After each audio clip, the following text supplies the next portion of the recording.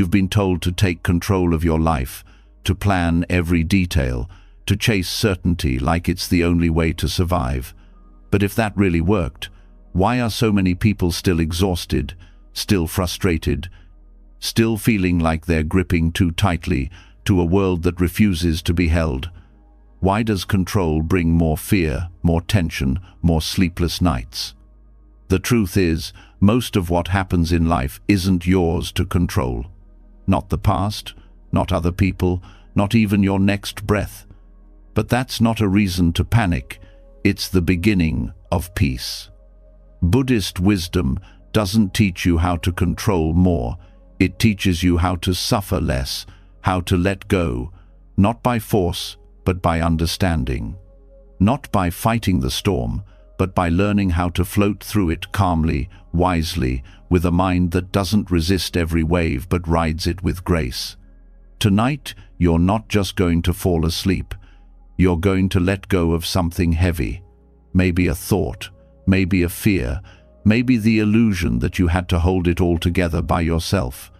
As you listen, your mind will slow, your chest will soften, your breath will deepen, and something deep inside will whisper, "It's okay to let go."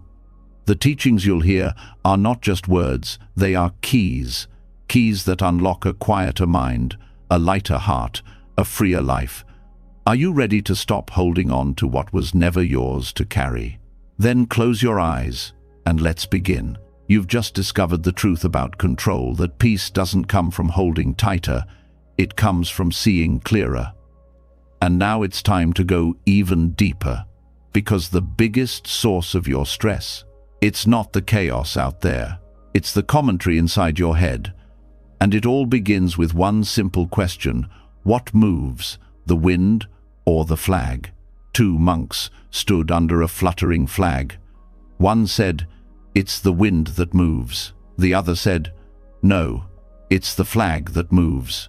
They went back and forth, certain they were right. Then their teacher passed by. He listened, smiled, and said, "Neither the wind nor the flag is moving. It is the mind that moves." It sounds like a riddle, but it's a mirror, because what moves first is not the flag or the wind, it's your mind. That's what jumps, that's what judges, that's what attaches meaning to every little thing, and that's what makes you suffer. You think you're seeing reality. You're not. You're seeing your version of it, your filter, your mental subtitles, automatically added before you even realize they're there. Someone doesn't reply to your message, and your mind jumps. They're ignoring me. A stranger looks at you for too long. They're judging me. A door slams. Someone's mad at me. But none of that is fact. It's your mind moving, trying to protect you by explaining things. But in explaining, it distorts. And distortion is exhausting. Because now you're reacting not to the world, but to your interpretation of it. And the more convinced you are that your story is true, the more stuck you get in emotions that never needed to be there. Fear, guilt, shame, jealousy. These aren't the result of what happened. They're the result of what you told yourself about what happened. That's where Buddhist wisdom cuts through. It doesn't ask you to control your thoughts. It asks you to stop believing them. It asks you to pause, to notice the mind moving, and to stop chasing it every time it runs. The monk's answer wasn't clever, it was compassionate. He was pointing to the real problem, not what's moving outside, but what's jumping inside. That jump, that mental leap from what is to what it must mean, is where suffering hides. And it happens fast, faster than logic, faster than breath. A sound, a word, a glance, a delay, and you've already labeled it. But what if you didn't? What if you let things move without needing to name them? That's the practice. Not resisting the flag, not denying the wind, just noticing the mind and choosing not to follow every movement, choosing not to interpret every breeze as a storm. Because the more you interpret, the more tightly you grip, and the more you grip, the more fragile you become. Every story must be defended. Every belief must be confirmed. Every judgment must be proven right, until your whole life becomes a courtroom and your peace is on trial. But peace doesn't need to be defended, and the truth doesn't need to win an argument. It just needs space, stillness, awareness. The wind moves, the flag flaps, the mind narrates. But beneath all of that is something that doesn't move. The part of you that watches, the part of you that sees without naming, hears without judging, and breathes without grasping. That's the part Buddhism brings you back to, the still point, the observer, the one who doesn't need to interpret because it's already enough to just see. So how does this work in real life? It looks like hearing someone criticize you and choosing not to take it personally. It looks like waking up with anxiety and letting it pass through you instead of calling it a bad day. It looks like listening more and explaining less, reacting slower, judging softer. It looks like saying, maybe I don't know, and being okay with that. That's freedom. Because the opposite of control isn't chaos. It's trust. It's clarity. It's the quiet power of not needing to label everything that moves. You can still have preferences. You can still speak your truth, but you're not clinging to it like a life raft. You're not trying to make everyone agree. You're not panicking when someone sees it differently. Because you're grounded in awareness, not in your latest thought. And here's where it gets even deeper. Even realizing the mind moves can become another interpretation, another trap. Your ego grabs it and says, okay, so I need to stop the mind from moving. But that's just another movement, another flag in the wind. You can't quiet the mind by forcing it. You quiet the mind by watching it. Let the thoughts be there. Just don't become them. Let the opinions float by. Just don't build your identity around them. You don't need to win mental debates. You need to step outside of them entirely. Think of a sky with clouds. You don't argue with the clouds. You don't chase them. You don't try to rearrange them. You just see them. You're the sky. The thoughts are clouds. Let them pass.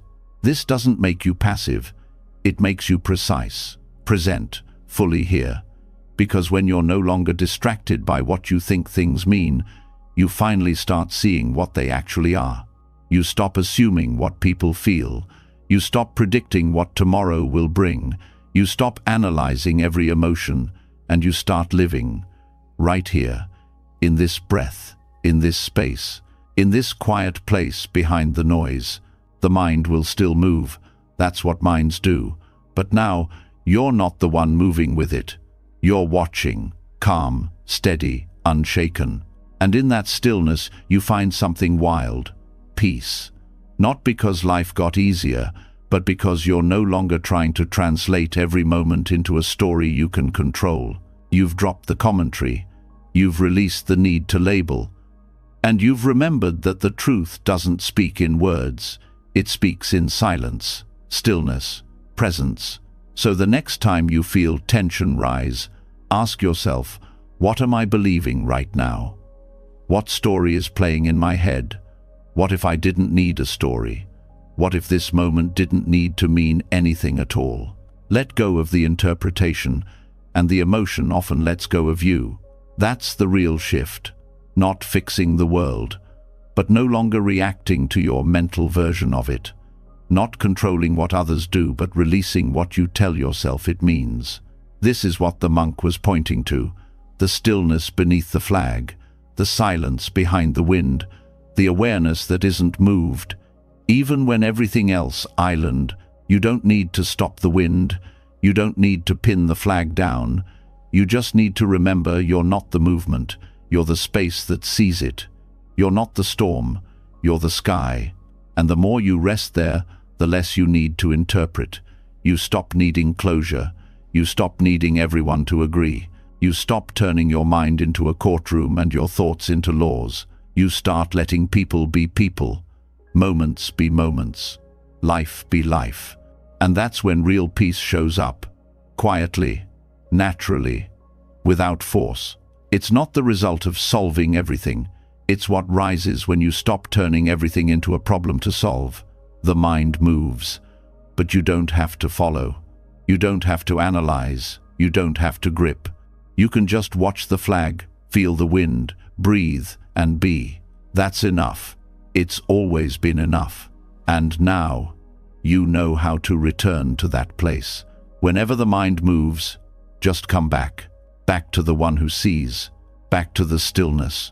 Back to the truth. No flag. No wind. No interpretation. Just peace. So now you know the truth behind stillness. Not everything needs a meaning. Not every thought deserves belief. And peace begins where interpretation ends. But here's the next trap the mind falls into. Even if it stops labeling what happens, it still clings to what it hopes will happen. It drops the story, only to grip the outcome. And that's where suffering sneaks back in. Because control isn't just about what's happening now, it's also the exhausting need to shape what comes next. That's where we go next. Not into resistance, but into flexibility. Not into chasing outcomes, but learning how to float above them like a reed in floodwaters. When everything around you feels uncertain, the instinct is to brace, to stiffen, to plan harder, to grip the wheel. But some storms don't respond to planning. Some waters rise too fast. Some outcomes never follow the script. And in those moments, strength isn't found in force, it's found in pliancy, in softness, in becoming like a reed that bends without breaking. The reed doesn't try to control the flood. It doesn't resist the current. It bends, it flows, it yields. Not because it's weak, but because it understands something most people don't. When you're flexible, you survive. When you're soft, you last. And when you stop fighting the wave, you realize the wave was never the enemy. The Buddha once said that suffering arises from craving and clinging, wanting things to be different, needing a specific result, demanding a certain future. That's where the mind begins to panic. It clings to plans like lifeboats, not realizing the tight grip is what's dragging it under. Letting go of attachment to outcomes doesn't mean giving up. It doesn't mean you stop caring. It means you care without needing things to go your way. You still plant seeds. You still show up. You still give your all. But you stop tying your worth to the harvest. You stop measuring your value by what you achieve. You stop trying to twist life into a shape it was never meant to hold. A reed doesn't fail when it bends, it survives. And your soul doesn't fail when it surrenders, it awakens. Think about how many times you've suffered because things didn't go the way you wanted. You thought a relationship would last, it didn't. You worked hard for something, it failed. You gave your heart to a plan, it crumbled. But the suffering wasn't just the loss, it was your attachment to how it was supposed to be. You didn't just lose a job, you lost the identity you built around it. You didn't just face a breakup, you faced the death of a future you'd already imagined. But here's the question: did that outcome ever belong to you? Life is not a vending machine. You don't put in effort and automatically get what you expect. Sometimes you give your all and life gives you silence. Sometimes you do everything right and still lose. That's not failure, that's nature. And the more you fight it, the more you hurt. Non-attachment doesn't mean becoming cold. It means staying warm, even when the world doesn't warm you back. It means giving love without needing it returned. Acting with purpose, without obsessing over recognition. Showing up fully and letting life unfold, even if it doesn't unfold the way you planned. The reed doesn't resist the river, it surrenders to it. And in doing so, it outlasts the trees that snapped in the wind. That's what Buddhist practice teaches: how to be soft without collapsing, how to be present without control, how to live fully, even when life is anything but certain. The storm will come, the waters will rise. Life will break the rules you thought it followed, but your peace isn't found in predicting the flood. It's found in learning how to float when it comes. Non-attachment is not the same as detachment. Detachment shuts down. Non-attachment opens up. It's not apathy. It's aliveness without conditions.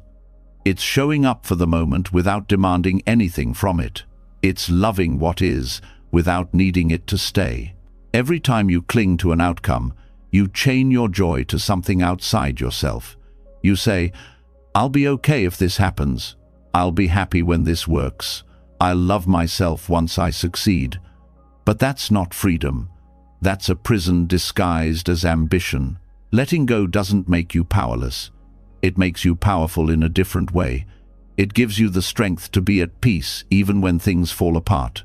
The ability to remain kind even when things don't work out. The grace to keep moving without dragging the weight of broken expectations behind you. And it begins by seeing how often your tension is tied to your timeline.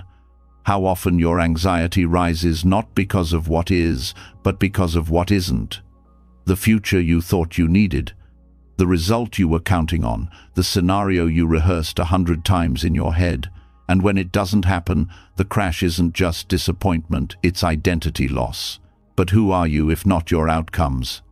Buddhist wisdom says, you are not your achievements, not your failures, not the roles you play or the things you possess.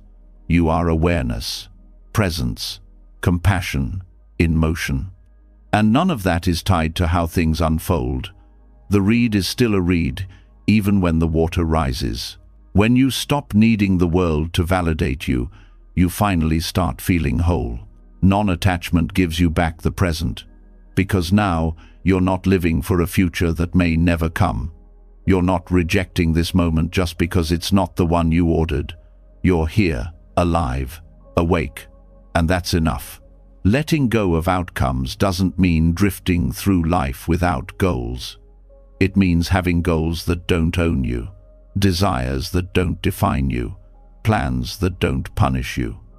You can want things, but you don't need to collapse if they don't happen. That's real strength, and it's rare, because most people think strength means control. Buddhism says strength means surrender. It's the courage to do your part and release the rest. The willingness to try and not fall apart if it fails. The maturity to show up and accept what comes. A reed doesn't float because it has no roots. It floats because it knows when to yield. And your peace won't come from fighting life. It will come from learning how to flow with it, to stop swimming against the current of what already island, to trust that even the flood has its place, that even this mess is shaping something. Non-attachment isn't passive, it's fiercely intentional. It takes presence to act without clinging. It takes mindfulness to care without controlling. It takes wisdom to pursue something with your whole heart and then let it go with open hands. Can you give your best and not hate yourself if it fails? Can you love deeply and not fall to pieces if they leave? Can you walk your path and not demand a straight line? That's the test. That's the practice. And that's where real peace begins. Because the truth is, outcomes lie. Success doesn't always make you happy.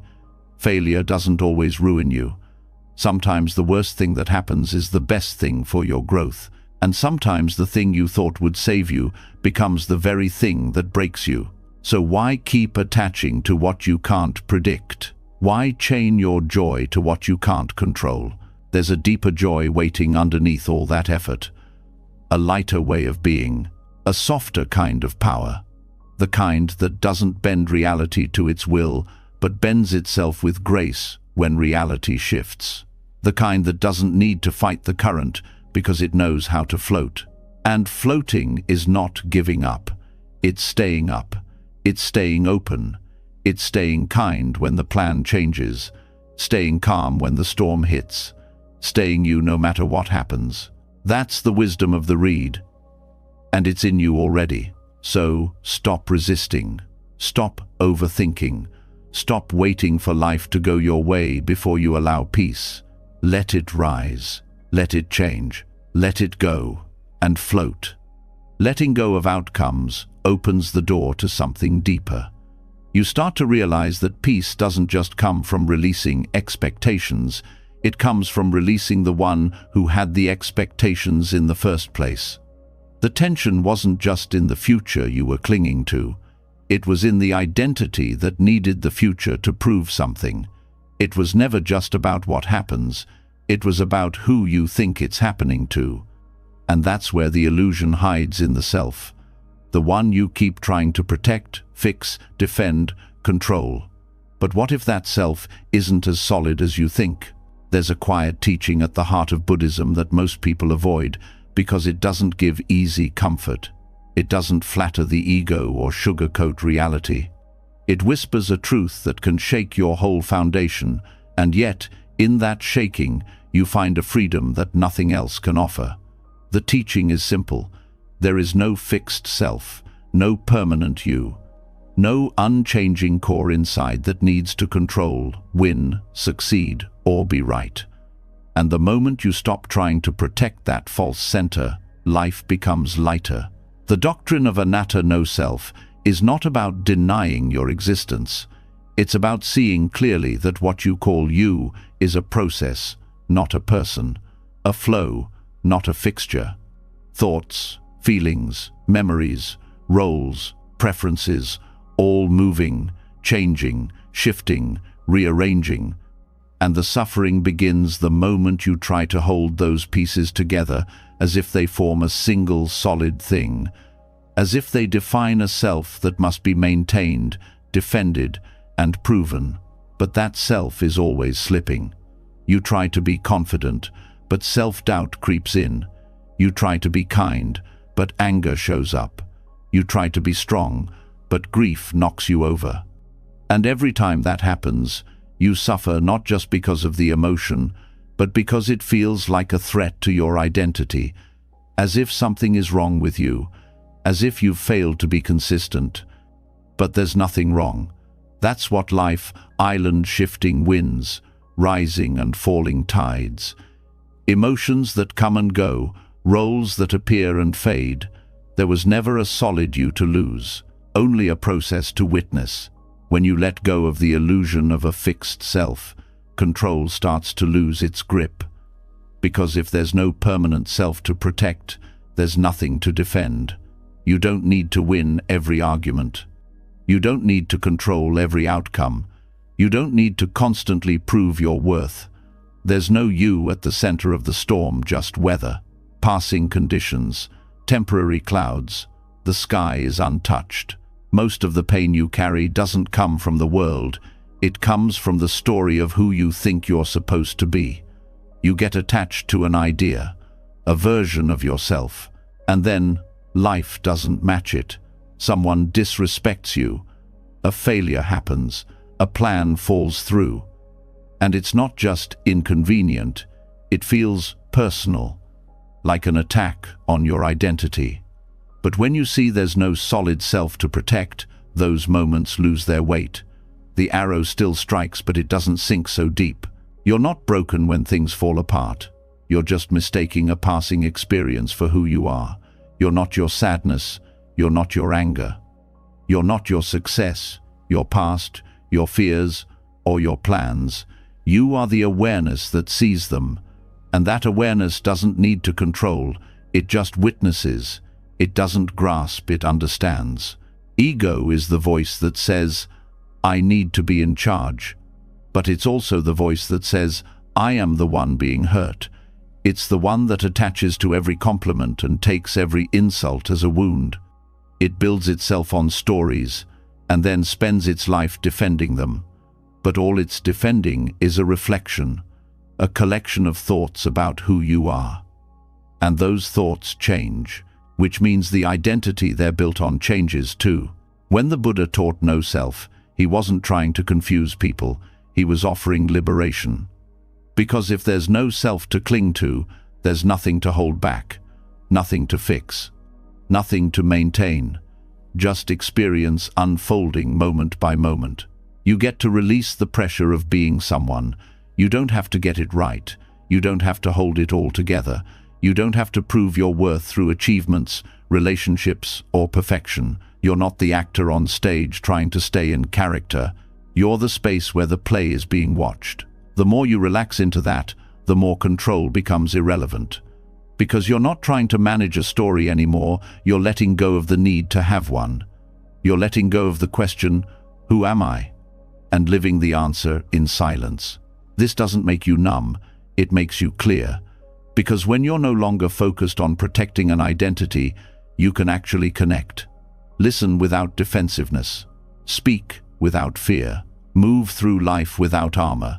You stop being the center of everything, and strangely, that makes you feel more alive.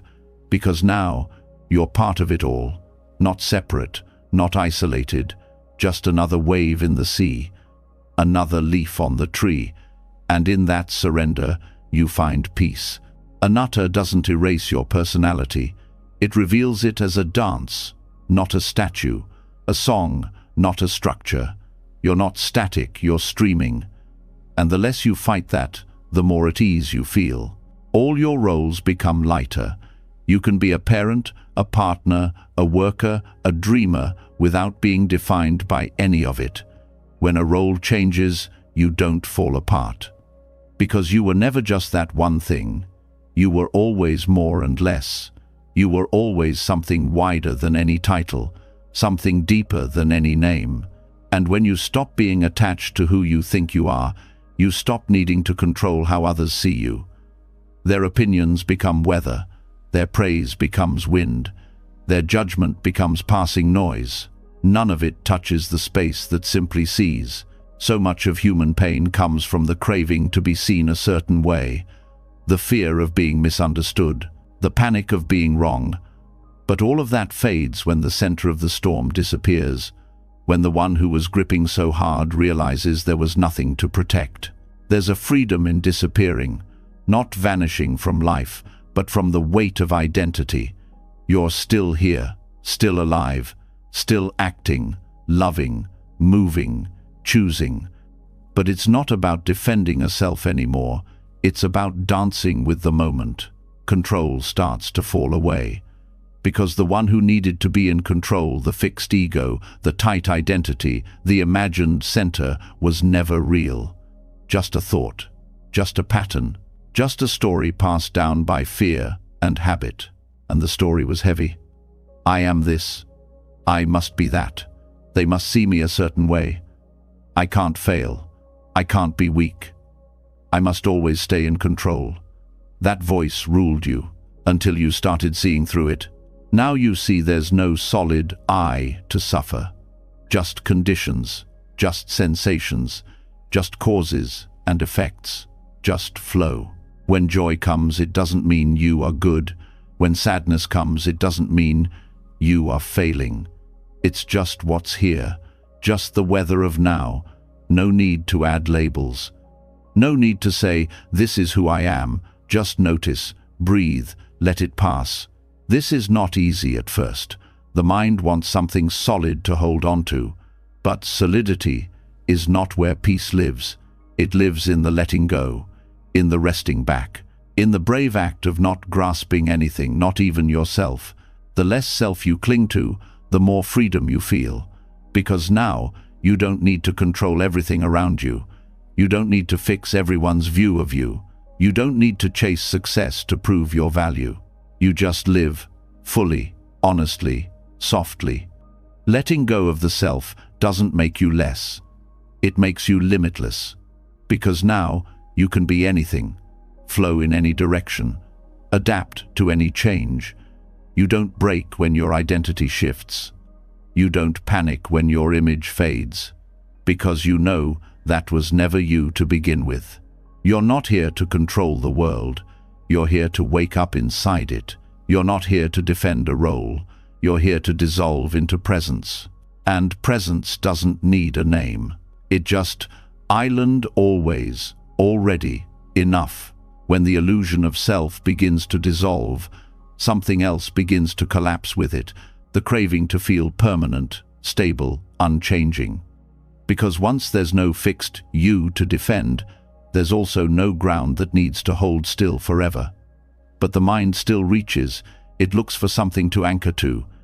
It says, if I'm not who I thought I was, then let me find safety in something else, in money, in routine, in relationships, in reputation, in certainty. And that grasping becomes the next prison. Because when life doesn't give you that stability, and it never does, you feel threatened all over again. So now the problem isn't just control, it's safety. But what if the constant search for safety is what's keeping you from peace? There's a parable in the Lotus Sutra where a man owns a vast house. It's old, beautiful, and falling apart. One day, a fire breaks out. The house is engulfed, but his children are inside playing, unaware of the danger. He calls to them. They don't listen, so he changes his approach. He promises them toys, carts, treasures if they'll just come outside. And when they finally run out, they realize he saved their lives. But not because of toys, because they left a burning house. The burning house is life when it's lived under the illusion that anything here is secure. The job, the status, the family structure, the health, the plan. It's all beautiful, but it's also fragile. And the tragedy is not that it changes. The tragedy is that you thought it never would. You built your comfort inside a structure that was already on fire. The desire for security is not the same as the experience of peace. One is based on conditions, the other is based on awareness. You chase security when you think something outside you can finally make you feel safe. But safety doesn't come from locking the door or stacking up savings or controlling people. It comes from knowing that even if everything falls apart, you'll still be okay. You try to create permanent things in an impermanent world and then suffer when they fade. But it's not just the fading that hurts, it's your belief that they wouldn't, that this love would always last, that this season would stay, that this body wouldn't age. And so when the fire comes through loss, through change, through truth, it feels like a betrayal. But it was never a betrayal. It was a reminder. The fire is not the enemy. The clinging island, when you build your life around the need to be safe, you begin avoiding anything that could stretch you. You stop risking. You stop evolving. You stay in jobs that numb you. You stay in relationships that shrink you. You repeat the same habits, not because they serve you, but because they're familiar. You sit in the burning house because at least you know where the furniture island. And then you ask why you feel stuck, why you feel tired, why you're anxious. The answer isn't out there. It's inside the place you're refusing to leave. It's in the comfort zone that's turned into a trap. Buddhist practice doesn't ask you to live in fear. It asks you to stop mistaking comfort for safety. The safest people are often the most uncomfortable, and the most secure-seeming structures are often the first to collapse. True security can't be built on something that changes. And everything changes, always. So what's the way out? It starts with honesty. The willingness to admit that nothing you cling to will last, that everything you love is temporary, not to make you despair, but to make you awaken. Because only when you stop building on sand do you start looking for real ground. You let go of the belief that anything will stay. You stop demanding permanence from a world made of motion. And in that release, something strange happens. You don't collapse, you expand. You don't grow cold, you grow free. You start to love people without needing to keep them. You start to hold moments without needing to stretch them. You start to live in a way that honors the present, because you're no longer trying to make it permanent. The burning house isn't a threat, it's a teacher. It shows you what's real by removing what isn't. It strips away the illusions so you can see what remains. And what remains is this moment, this breath, this awareness. And the children? The ones who wouldn't leave. That's what the mind becomes when it's addicted to comfort. It plays in distraction, it ignores the smoke, it clings to toys while the walls collapse. And the only way to save it is through wisdom, through compassion, through a call that wakes it up. That's what you're hearing now. This isn't about becoming reckless. It's about no longer being ruled by fear. You still plan, still save, still care, but you don't live as if those things will protect you from impermanence. You act with clarity, not delusion. You prepare, not because you fear the fire, but because you understand the nature of the house. The desire for security is a craving. And like all cravings, it leads to suffering when it goes unmet, which it always does. No amount of money can buy permanence. No relationship can offer immunity to grief. No achievement can protect you from change. And yet, once you accept that, you become fearless, because now you're no longer trying to freeze a world that flows. You're swimming with it. You're walking through fire not to escape it, but to see what in you can't be burned. This is the paradox. The more you try to secure life, the more anxious you become. But the more you let go, the more grounded you feel. Because now you're anchored in something deeper than circumstance. You're anchored in truth. And truth doesn't burn. You can feel everything changing and still not panic. You can watch it all shift and still be kind. You can face the unknown and still walk forward. Because you've stopped building inside the house. You've stepped out into the open. And the open is where awakening begins. Once you stop building your life inside a burning house, something inside begins to shift. The need for guarantees starts to dissolve. You no longer panic every time a wall shakes or a window cracks. You begin to breathe with the truth that everything is temporary, and in that space, a strange kind of calm rises. But here's the next lesson. Even after leaving the house, many still grip tightly to another idea. Detachment must be earned through effort, through force, through a battle with thoughts and emotions. And this belief becomes its own form of control. So now we go further. Not by doing more, but by doing something harder, nothing. This is where true letting go begins. Not by pushing reality away, but by letting it be exactly as it island. Allowing isn't passive, it's powerful in a quiet way. Because the hardest thing for the ego to do is to stop fixing, stop fighting, stop trying to manipulate what already island. You've been taught that peace is something you win by effort. But the deepest peace doesn't come from domination, it comes from spaciousness, from not needing everything to be different, from letting this moment exist without resistance. The mind wants to improve things. Even in spiritual practice, it clings to technique. It tries to engineer awakening. It says, let me detach harder, let me be more mindful, let me let go faster. But what if true release isn't about effort? What if it's about allowing? What if the doorway to peace has no handle, because you were never supposed to force it open? Letting be doesn't mean you endorse everything. It doesn't mean you agree or approve. It simply means you stop creating internal war over what already island. You feel tension in your body, you let it be there. You notice sadness, you let it stay without rushing to solve it. You observe chaos outside, you allow it without feeding it with panic. This doesn't make you weak, it makes you honest. Because reality doesn't need your permission to exist, it's already here.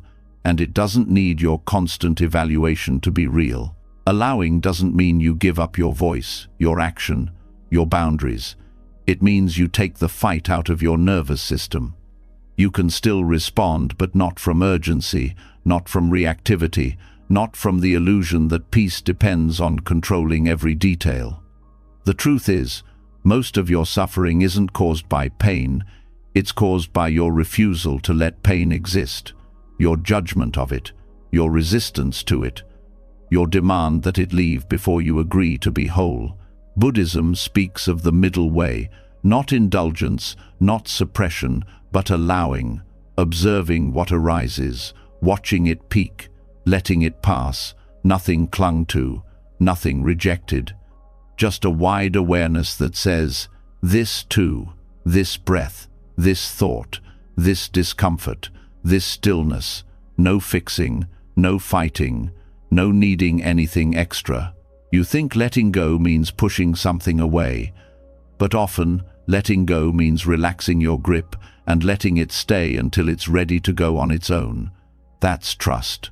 That's patience. That's the kind of spiritual maturity most never practice, because it doesn't feel dramatic. It's not a grand gesture. It's a quiet act of staying with reality, even when it's uncomfortable. You feel like you're falling behind? Let that thought be there without merging with it. You wake up anxious? Let the tightness in your chest be part of your morning without making it your enemy. You hear something you don't like? Let it land without having to instantly react. Every time you allow something, instead of resisting it, you create space. And space is where peace lives. The mind doesn't want space. It wants control. It wants plans, labels, certainty, closure. But peace isn't born in a perfect plan. It's born in presence.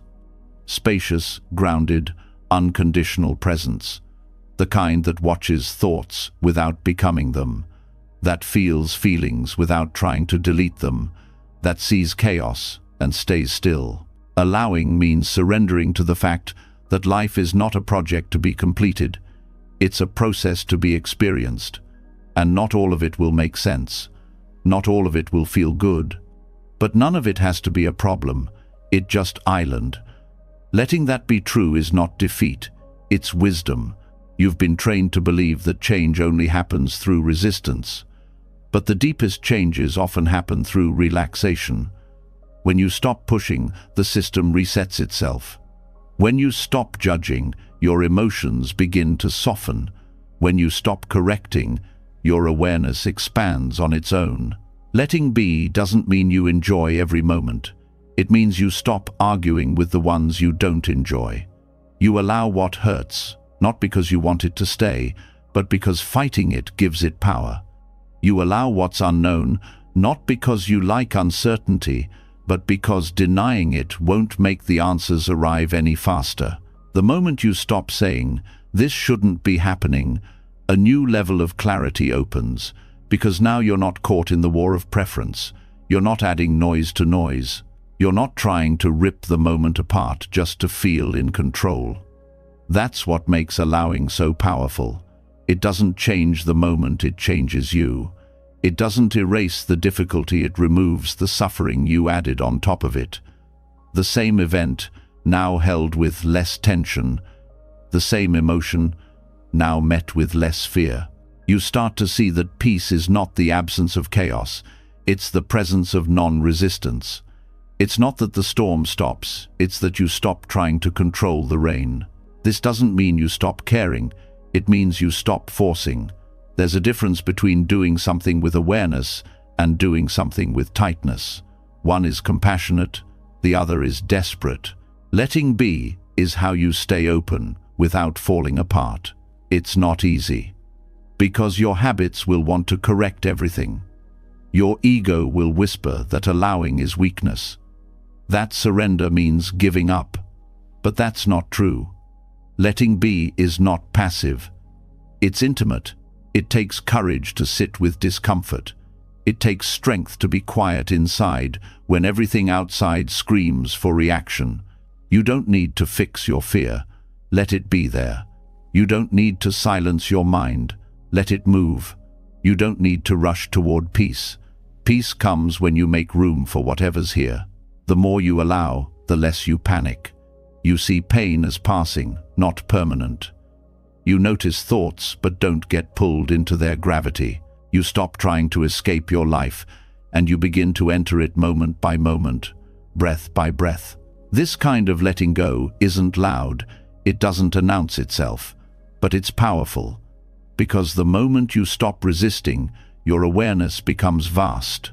You start seeing things as they are, not through filters of judgment, but through the lens of clarity. You can hold heartbreak without it defining you. You can walk through loss without collapsing into bitterness. You can be present in pain without it becoming your identity. All because you learned how to let it be. That's what real presence means. It's not being perfectly calm. It's being wide enough to include whatever comes. It's having room in you for the mess and the miracle. It's no longer needing life to fit your script in order to feel safe. Every time you soften instead of react, you reclaim power. Every time you pause instead of fix, you reclaim energy. Every time you allow instead of judge, you reclaim peace. Letting be is how you step out of the illusion of control and into the reality of freedom, not by changing the world, but by no longer needing to. What you allow, you disarm. What you embrace, you release. What you hold gently eventually passes. So stop trying to force your way to peace. Let life be what it island. Let the moment arrive without rewriting it. Let your heart stay open, even when it hurts. Let it all move through, and let yourself be free. Letting things be doesn't mean you're letting everything happen without care. It doesn't mean walking away from effort or surrendering into helplessness. You're not floating through life ignoring consequences. You're just no longer feeding your nervous system with the illusion that everything depends on your grip. But once you allow what is, a new challenge appears. How do you take responsibility for your life without falling back into control? How do you act with integrity without obsessing over the outcome? That's where the misunderstanding of karma begins, and that's where it must be corrected. Karma is one of the most misused and misunderstood words in spiritual language. People turn it into a weapon, a scoreboard, or a fear-based motivator. You hear it all the time. This is happening because of karma. He'll get his karma. I must have bad karma. But karma is not punishment. It's not about fear, and it's definitely not about control. It's about cause and effect, about understanding that actions have consequences, not always immediate, not always visible, but always woven into the larger field of life. Karma doesn't mean you control what happens. It means you influence the quality of your experience through intention, thought, and behavior. But here's the catch. Karma is not a vending machine. You don't insert goodness and get exactly what you asked for. The obsession with perfect results is not karma. That's ego dressed up in spiritual robes. The Buddha didn't teach karma to make people anxious about their fate. He taught it to help people take mindful responsibility without becoming trapped in obsession. What matters is not your attempt to guarantee an outcome. What matters is the clarity and presence you bring to your action. You can be kind without needing people to be kind back. You can work hard without needing a specific reward. You can speak truth without controlling how others hear it. That's the heart of right action, not manipulating results, but aligning your choices with integrity and wisdom. Karma teaches that everything you do leaves a trace not in a book in the sky, but in your mind, in your body, in your heart. When you act with greed, it grows. When you act with compassion, that grows too. But this is not about superstition. It's about pattern, habit, the internal consequences of your mental and emotional direction. You're planting seeds with every choice, but you don't get to control when they sprout, how they grow, or what the weather does to them. That part isn't yours. And the more you try to control it, the more frustration you'll feel. You'll start thinking life is unfair. You'll start questioning your worth. You'll confuse temporary circumstances with eternal punishment. And that's not Buddhism. That's control disguised as spirituality. The mature approach to karma is this. Focus on what's yours. Let go of what isn't. You're responsible for your input, not the output. You're accountable for your energy, not other people's reactions. You steer the intention, not the outcome. This approach breaks the chain of anxiety. Because most of your mental exhaustion comes from replaying your efforts and demanding they lead to specific results. You overthink every conversation. You fear your choices. You try to predict and perfect your impact. But karma isn't here to make you scared. It's here to make you conscious. Act well and let go. That's not avoidance. That's wisdom. Because when you stop trying to control how the world responds to your actions, You stop living like a puppet.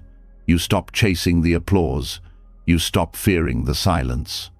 You stop bargaining with the universe. And when karma is seen clearly, it stops being a scoreboard and becomes a compass. Not something you check to see who's winning, but something that helps you orient toward truth, clarity, and alignment regardless of how messy the world is around you. When you grasp for results, you create tightness. Even good actions become transactions.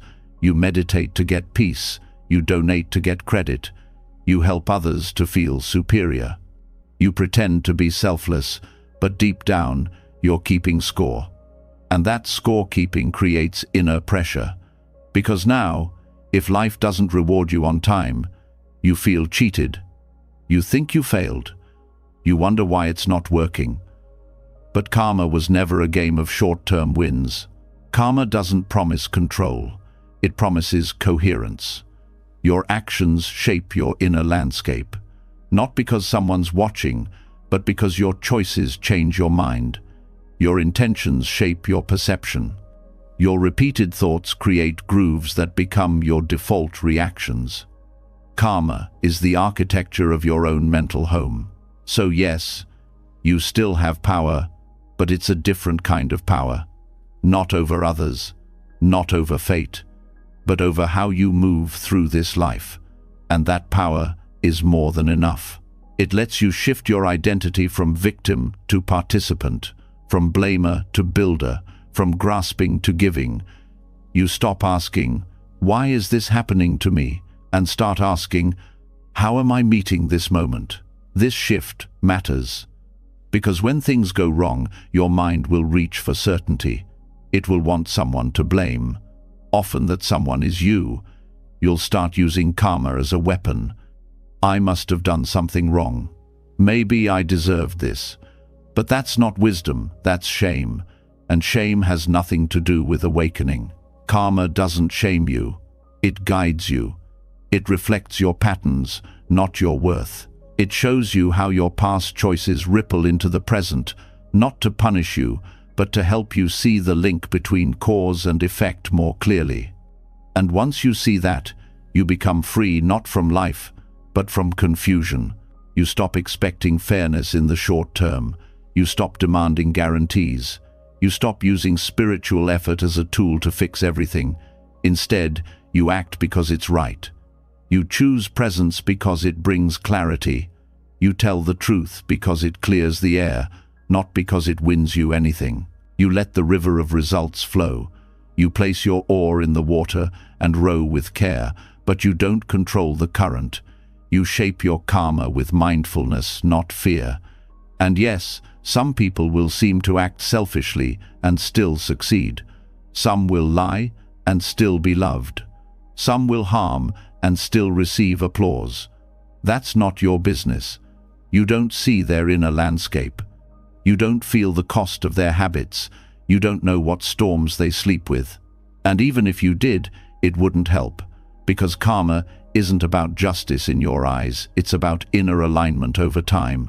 Your peace doesn't need everyone else's karma to play out on your timeline. It only needs you to meet your life with full awareness, steady presence, and honest care. You stop thinking of karma as a cosmic vending machine and start seeing it as a path of integrity. You're not walking it to get something. You're walking it because it's the only road that doesn't cost your soul. When you understand this, your whole relationship with effort changes. You work hard, but without desperation.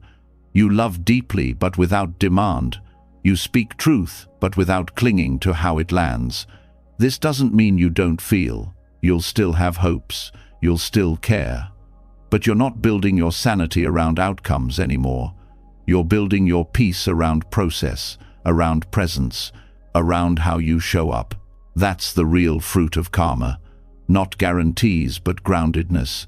Not certainty, but clarity. Not perfection, but participation. And this clarity protects you, because when things fall apart, you won't spiral into confusion. You'll say, "This too is part of the flow. Let me meet it with presence. Let me respond with grace." Let me plant seeds again. You become patient with life. You stop needing every chapter to end the way you planned. You stop holding your actions hostage to results. You stop measuring your worth by the timeline of reward. And strangely, this makes you more consistent, not less. Because now you're not acting based on mood. You're acting based on alignment.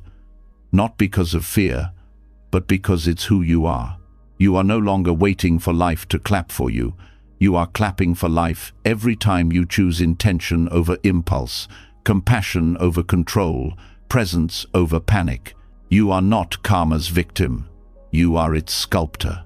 So don't grasp, just plant, water, pause, and let go. When you stop clinging to karmic outcomes, something deeper shifts. You stop performing for results and start living from alignment.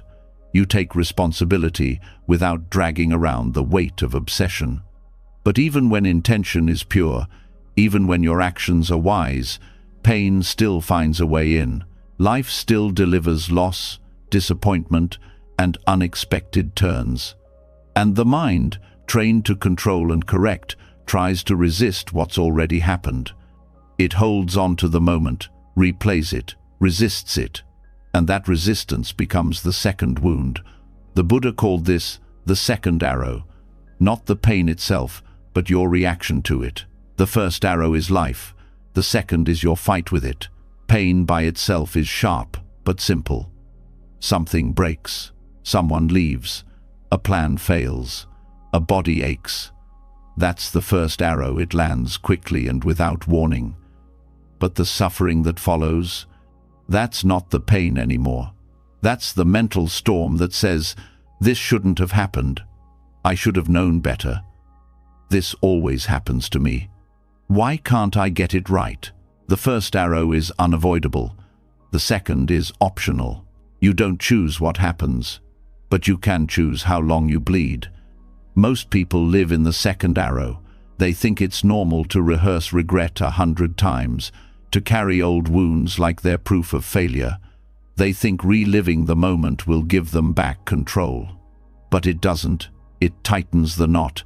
It adds layers of judgment on top of what was already hard. And now, the original pain becomes buried under stories, blame, and fear. You get hurt. That's real. But then the mind takes over. It builds a narrative. I'm not enough. They always do this. This proves I'm unlovable. And now, you're not just feeling pain, you're wearing it as identity. That's the second arrow.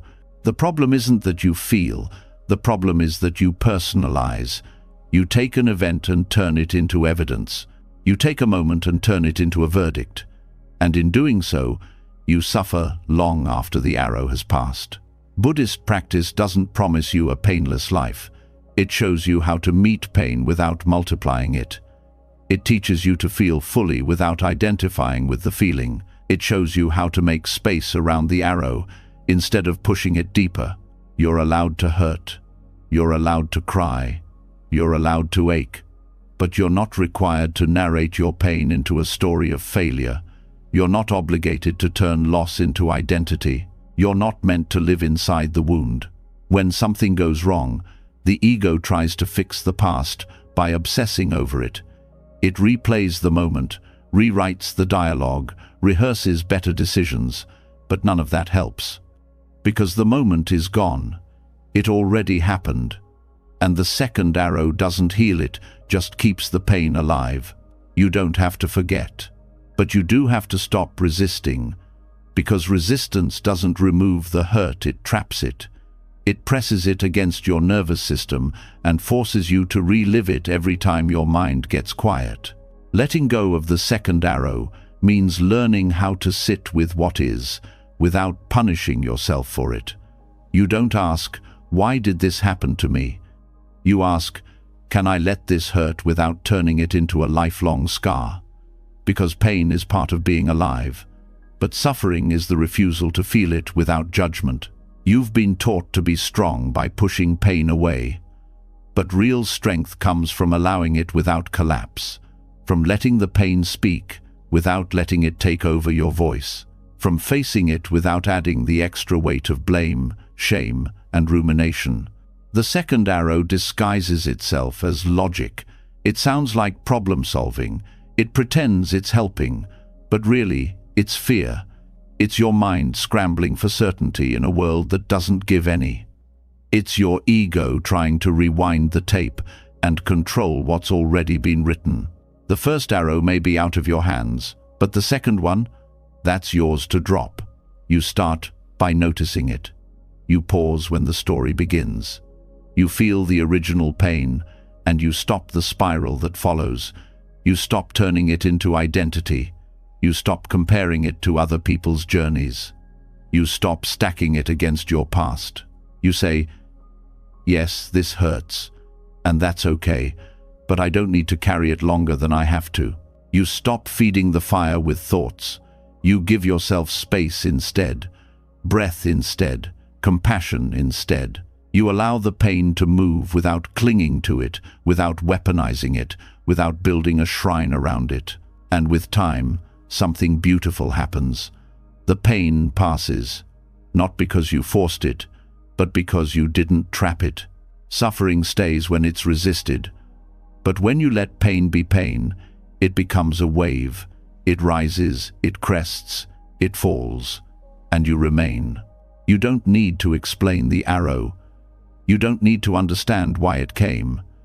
You don't need to turn it into a lesson right away. You just need to stop making it worse by turning it into a punishment. Even grief changes when you stop resisting it. Even heartbreak becomes softer when you stop narrating it. Even mistakes feel lighter when you stop dragging them through every day that follows. You're not erasing the past. You're releasing your grip on it. And that's not weakness. That's wisdom. Letting go of the second arrow is not the same as forgetting. It's choosing not to bleed for something twice. It's choosing to protect your energy instead of burning it in mental fights with something that's already done. When a wound is fresh, it needs presence, not judgment, not control. Just breath, just stillness, just kindness. And when the second arrow shows up, and it will, you don't fight it. You just notice. And in that noticing, you soften. And in that softening, you heal. Healing doesn't happen when the pain is gone. It happens when the war with the pain ends. The arrow came. It landed. It hurt.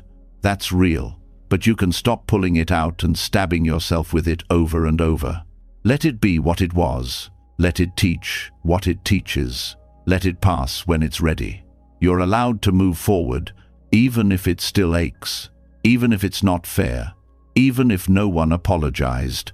You're allowed to rest. You're allowed to stop fighting what already happened. You're allowed to live without the second arrow. Letting go of the second arrow doesn't mean you forget the pain. It means you stop making it personal. You stop carrying it like it's your identity. You stop wrapping every bruise in a story about who you are. And as that layer falls away, a deeper question rises.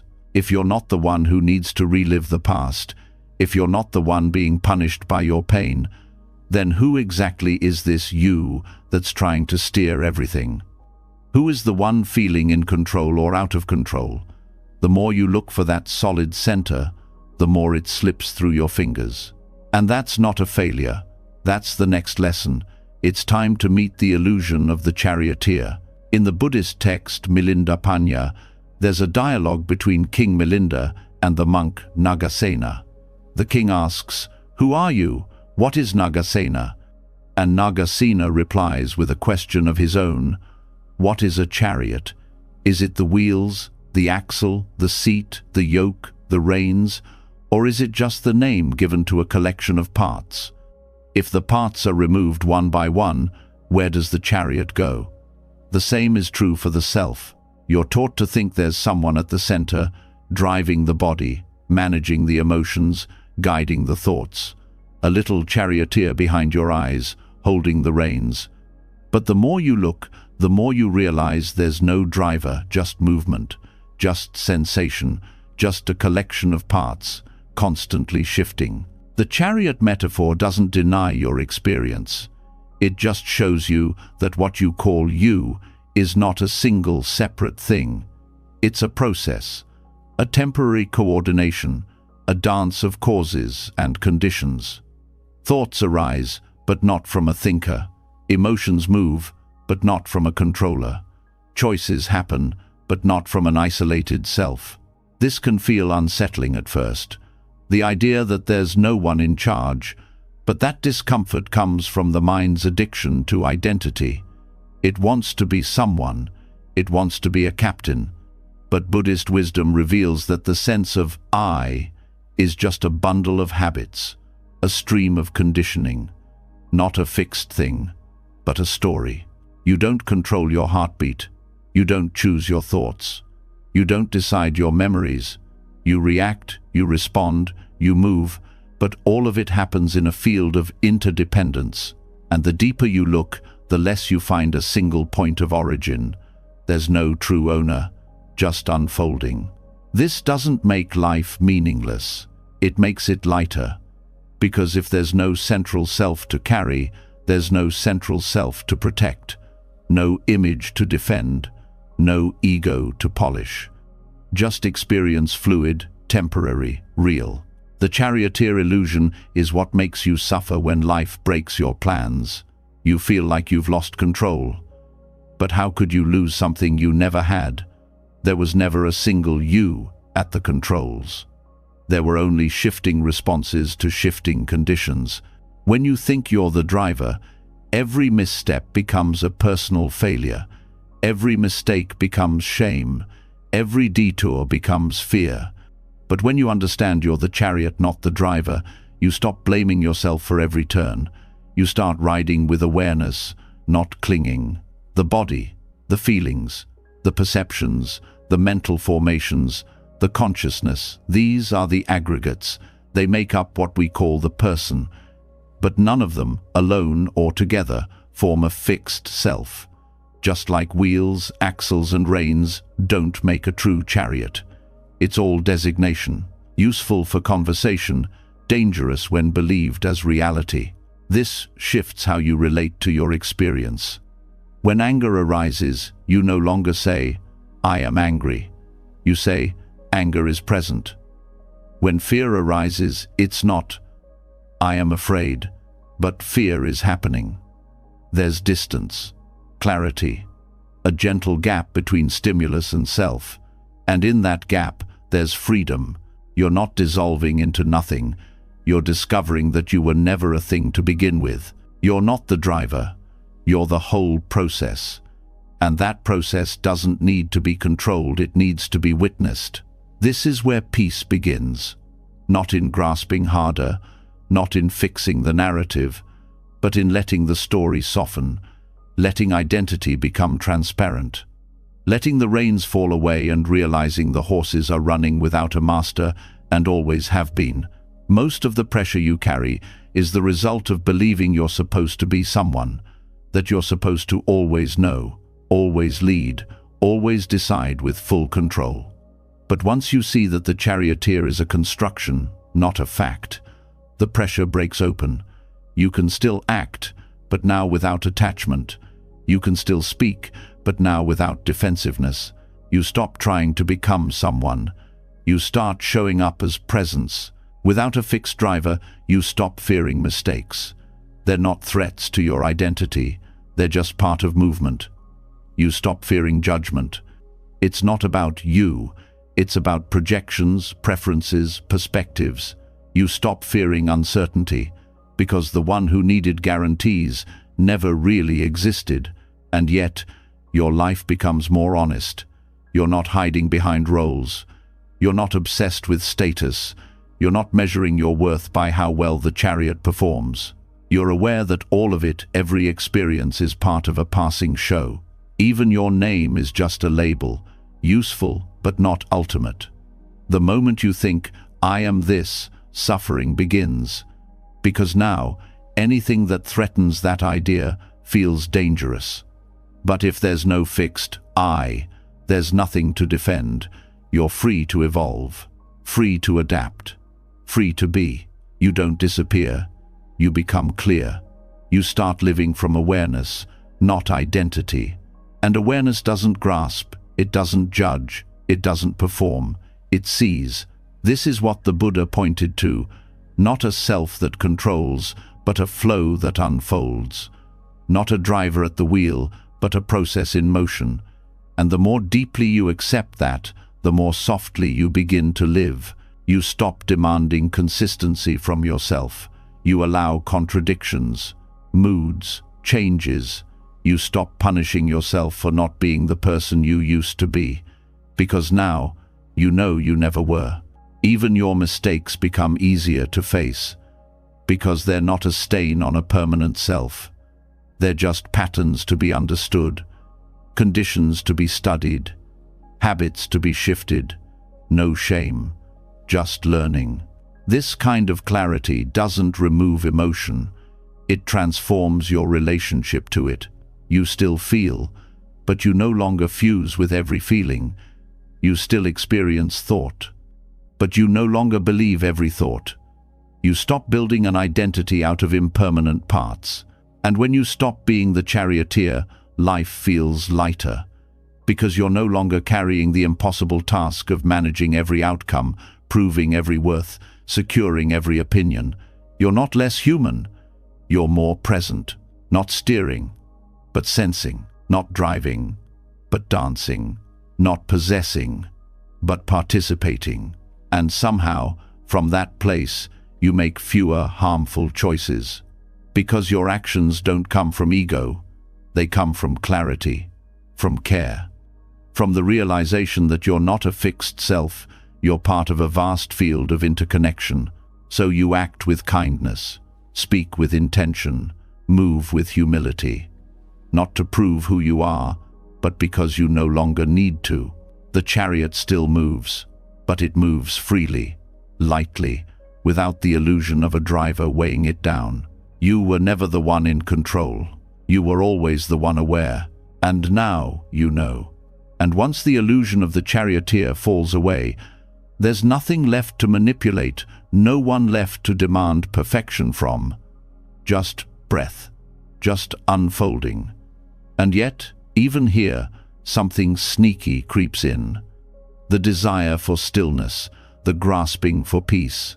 Not for identity this time, but for clarity, for control over the mind's weather.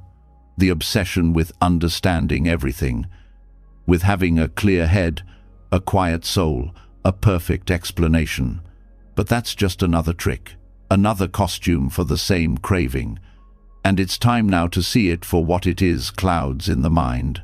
There's a certain kind of suffering that hides behind the pursuit of peace. It doesn't look aggressive, it doesn't shout, but it whispers every time thought gets messy, every time emotion rises like fog, every time the inner sky darkens. It says, "This shouldn't be happening. You're supposed to be calm. You've failed." And so, another chase begins. The chase for clarity, the fantasy that one day the mind will be forever still, that every thought will make sense, that every doubt will dissolve. But true wisdom doesn't come from silencing the storm.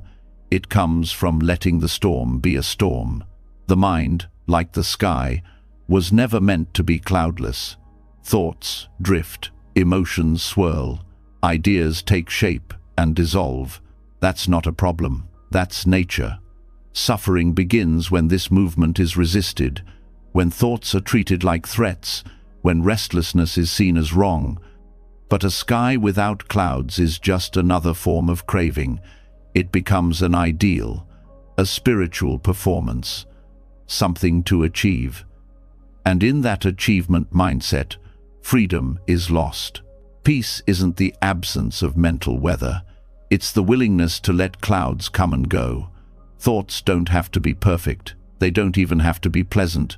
They just have to be seen, with awareness, with space, with no agenda to fix them. A cloudy mind is not a broken mind. It's a human mind. What creates tension is not the cloud, but the belief that the cloud should not exist. The moment that judgment softens, the mind stops fighting itself. Many chase clarity like a destination. They think, once I figure this out, then I'll feel better. But that line never ends. Solve one thought, 10 more appear. Dismiss one fear, another takes its place. The mind isn't a puzzle to be completed, it's a landscape to be traveled. And not every path has to lead somewhere. Some just need to be walked. Thoughts come in waves, not timelines. Emotions erupt without warning. And still, most people believe there's something wrong with this. That a wise person should always be calm, always know, always smile in stillness. But stillness isn't passive. Stillness is the ability to watch the chaos without needing to escape it. There's a quiet violence in needing to be clear. It turns thought into a battlefield. It turns confusion into shame. But what if confusion is part of clarity? What if uncertainty is not a detour but a door? What if the fog is sacred too? The Buddha didn't promise an end to thought. He didn't say the mind would stop. He taught how to stop clinging to the mind, how to stop being at war with what arises. That's where true clarity lives. Not in controlling the weather, but in no longer being afraid of the rain. Thoughts are not enemies, they are echoes. They are fragments of perception, memory, habit. They're not trying to hurt you. They're not proof of failure. They're clouds shifting, dissolving, returning, and leaving. If you let them pass, they will. If you chase them, they multiply. Even spiritual seeking can become a trap. The desire to be still can be louder than the stillness itself. People meditate hoping for silence, and when noise appears, they feel they've lost. But silence isn't the absence of sound, it's the space that allows all sound. Clarity isn't an empty sky, it's the sky that holds every cloud. You don't have to chase your way into peace. You don't have to purify the mind like a spotless floor. You just have to stop treating clouds like stains. Stop measuring your worth by your clarity. A brilliant mind can be messy. A wise heart can be heavy. A peaceful person can feel overwhelmed. None of these are contradictions. You're not failing when the mind is busy. You're not regressing when doubt appears. You're just human, fully, fiercely, beautifully human. The goal isn't to stop thinking.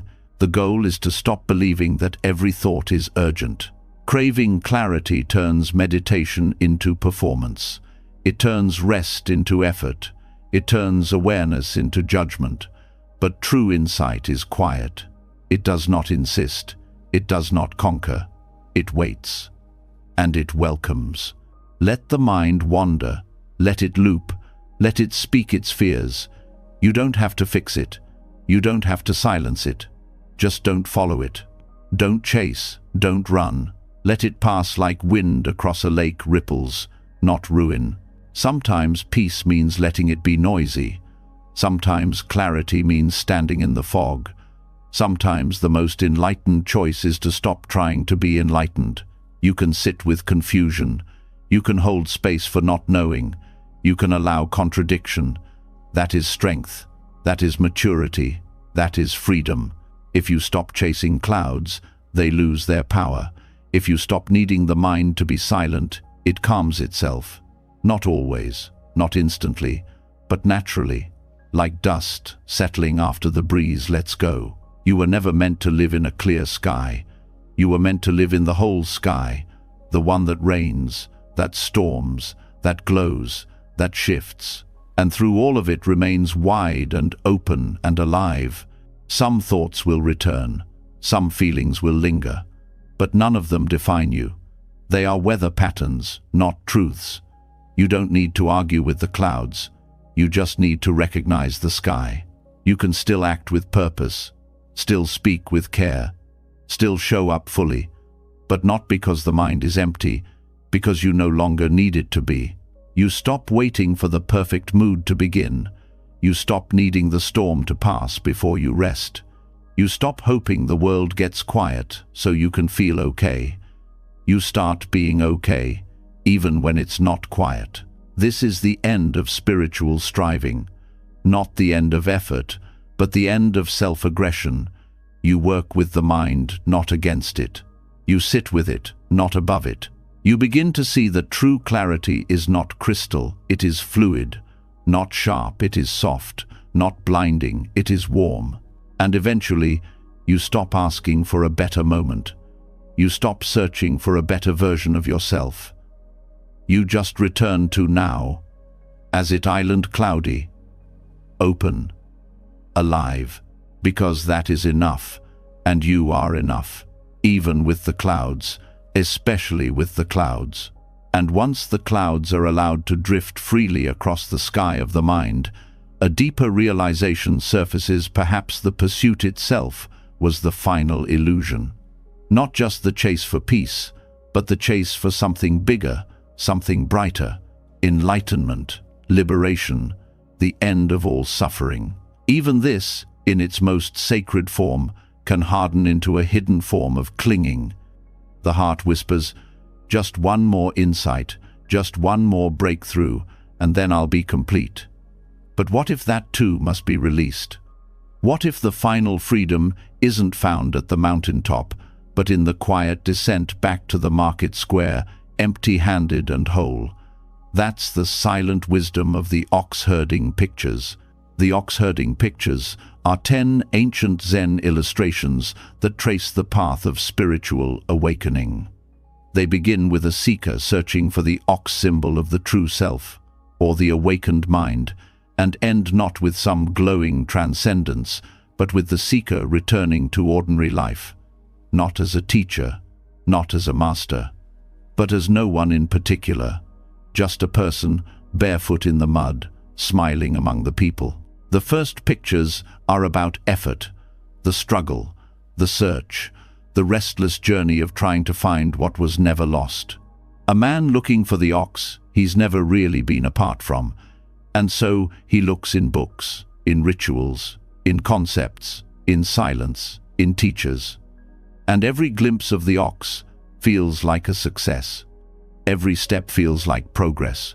But this illusion of progress, this feeling of getting closer to some final destination, becomes its own cage. The ox is not a place to arrive. It's the breath in this moment. It's the awareness noticing the breath. It's the person breathing. In the middle of the sequence, the ox is caught. It's tamed. The seeker feels victorious. But even here, attachment is hiding. Now, it's attachment to control, to having grasped some spiritual insight, to having arrived somewhere. The ox is no longer running wild, but now there's pride, subtle, spiritualized, a quiet ego in robes, and then the ox disappears. In the later pictures, there's no more ox, no more seeking, no more seeker, just emptiness. And that emptiness isn't dark, it's luminous, spacious, unburdened. But even that isn't the end. The last image shows the seeker returning to the world, shopping at the market, laughing with strangers, carrying a wine jug, living without needing to appear wise. That is the deepest teaching. The journey doesn't end with renunciation, it ends with return. Not return as the same person, but return as one who needs nothing, proves nothing, clings to nothing. Many walk the path trying to escape the world. They think awakening means retreat, silence, detachment, floating above the noise. But true awakening moves toward life, not away from it. It doesn't escape the marketplace. It blends into it. It meets it without armor. The early stages of seeking are full of striving. People set spiritual goals. They want to reach the end of suffering. They want to master the mind. They want to dissolve the ego. And all of it sounds noble. But it's still desire. It's still pressure. It's still chasing. Even the desire to awaken can become a burden. When will I finally get it? How do I maintain my state? Why do I keep falling back? These questions create cycles. Cycles of measuring, of comparing, of doubting. But the path doesn't move in a line. It loops. It disappears. It turns into something else. And that's not failure. That's the design. In the ox-herding pictures, nothing is rejected. The ox is not bad, the struggle is not bad, the search is not wrong, but clinging to any part of the journey, even to awakening itself, becomes a trap. True insight is not obsessed with permanence, it's content with vanishing. Like the ox, like the seeker, like the need to seek. One day the whole project falls apart. And in that falling apart, there's relief, there's laughter, there's a soft return to the ordinary. The seeker who returns to the marketplace is not pretending to be humble. They have forgotten to be anything. They aren't trying to help others. Their presence just helps. They don't hold teachings. Their life becomes the teaching. And they don't walk around telling people they're enlightened. They're too busy helping someone pick out turnips or finding a missing goat. Many chase spiritual highs, peak experiences, moments of oneness, states of bliss. But those pass. They have to. And when they do, people panic. They think they've lost their way. But what's lost is the fantasy that awakening was a state. What remains is something simpler, more durable, less exciting, a kind of open-hearted ordinariness. The goal is not to stay above suffering. It's to meet suffering without resistance, to walk through the world without armor, to return to the market without forgetting the silence within, not as someone special, not as someone awakened, but as someone real. Letting go of the need to reach enlightenment is not the same as giving up. It's trusting that there's nothing to reach, nothing missing, no self to fix, no final insight that will make everything perfect. Just this moment, and then this one. In Zen, it's said that before awakening, mountains are mountains. During awakening, mountains become rivers. But after awakening, mountains are mountains again. The difference is the clinging is gone, the struggle is gone, the ideas about what it all means, gone. The seeker doesn't vanish, the struggle doesn't vanish, but the compulsion to fix, to achieve, to arrive that softens, that falls off, that dies a quiet death. And what's left is life. Simple, messy, honest, lived, without pretending to be free from it. You're allowed to want peace, to want awakening, but don't turn that desire into a chain. Don't make it another weight to carry. The ox-herding pictures aren't instructions, they're reminders that the journey is not about becoming someone, it's about unbecoming everything that was never needed. And when you finally stop trying to be awake, that's when the deepest peace slips in, not as a dramatic event, but as a quiet return. A return to walking barefoot, to doing the dishes, to talking with strangers without needing to impress. A return to life, just as it island. There is no spiritual finish line, no final proof that you've made it. The ego wants that, but the heart doesn't need it. The heart just wants to be here, present, open, real. So if you're tired of striving, let that tiredness be your teacher. Let the path fall apart. Let the ox go. Let the self dissolve, and then return. Not to preach, not to teach, just to live. To love, to serve, quietly, gently, with nothing left to prove. This is the last surrender. Letting go of even the idea of letting go. Dropping even the goal of dropping goals. Laughing at the whole game while still playing it with care. And as you walk back into the world, you may find something unexpected. Not a grand enlightenment, not a final answer, but a simple joy. A quiet enoughness. The ox is gone, the seeker is gone. And yet here you are alive, walking, smiling, being, whole, with nothing more to reach for. And so, after returning to the world empty-handed, not seeking enlightenment, not clinging to insight, not proving anything to anyone, something subtle begins to shift. There's no pressure to perform wisdom, no race to demonstrate growth. But in that quiet, something more surprising happens. Life begins to flow in ways the mind never planned for. The less one holds on to expectations, the more space opens up for the kind of moments that defy logic, timing, and control. This is where the lesson of the empty cup begins, not as a metaphor, but as a way of being. A famous Zen story tells of a student visiting a master. The student comes full of knowledge, full of questions, full of eager conclusions. The master pours tea into the student's cup, but keeps pouring until it overflows. The student cries out, "It's full, no more will go in." The master replies, "Exactly. You are like this cup, so full of your own opinions and certainties, there is no space for anything new." The lesson isn't just about humility, it's about making room, letting go of what fills the mind so that life can offer something unexpected. Most people don't realize how many expectations they carry, about how a day should go, about how others should behave, about how success should look. Even spiritual growth becomes infected with silent assumptions. There's a belief that certain practices should lead to certain results, that meditation should bring peace, that healing should follow a clean timeline, that awakening should feel transcendent. But none of this is guaranteed, and none of it is needed for life to be deeply meaningful. An empty cup doesn't mean having nothing, it means being open to anything, and that's rare. The ego clings to plans, the mind searches for guarantees, the heart aches for what it thinks it deserves. But grace, true, surprising, soul-shifting grace, doesn't enter where there's no room. It arrives in the gaps, the spaces where the mind pauses, the moments where expectation is dropped like a heavy stone.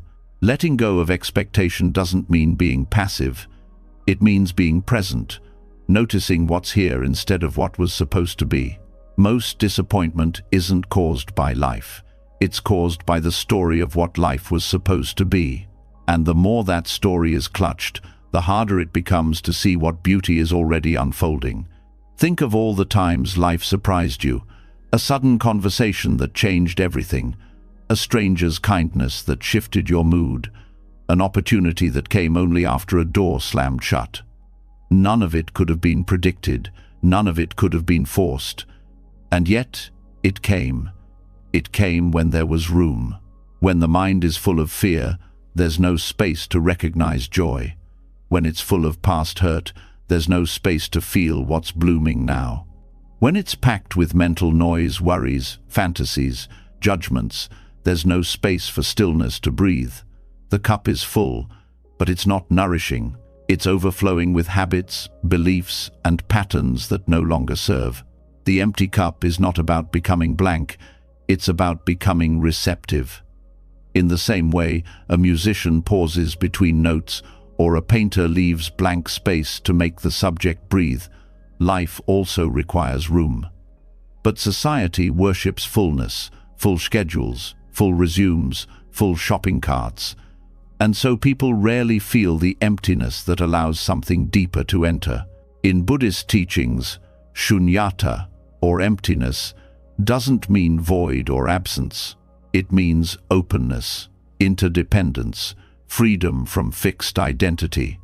An empty cup can hold tea, water, wine, or nothing at all. And in that flexibility lies its beauty. The moment you say, "Only this should happen," you close the door to the thousands of other things that could. Letting go of expectation is also an act of trust. Trust that the unknown is not the enemy, that not knowing what comes next doesn't mean failure, that silence doesn't mean stagnation. It's trusting that sometimes not getting what was wanted is the greatest mercy, and that the best things often come sideways, quietly, through doors not even seen. People often say, "Be realistic." But what they mean is, cling to your predictions. Don't get disappointed. Yet the truly realistic person knows life is anything but predictable. Things shift. People evolve. Seasons turn. A plan today may be irrelevant tomorrow. So to live fully is not to plan better, it's to hold plans lightly and meet the moment as it island. There's a peace that comes from not needing things to unfold a certain way.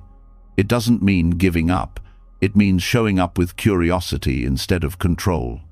When there's space in the mind, even challenges are received differently. They're not interruptions, they're invitations to see more clearly, to soften, to begin again.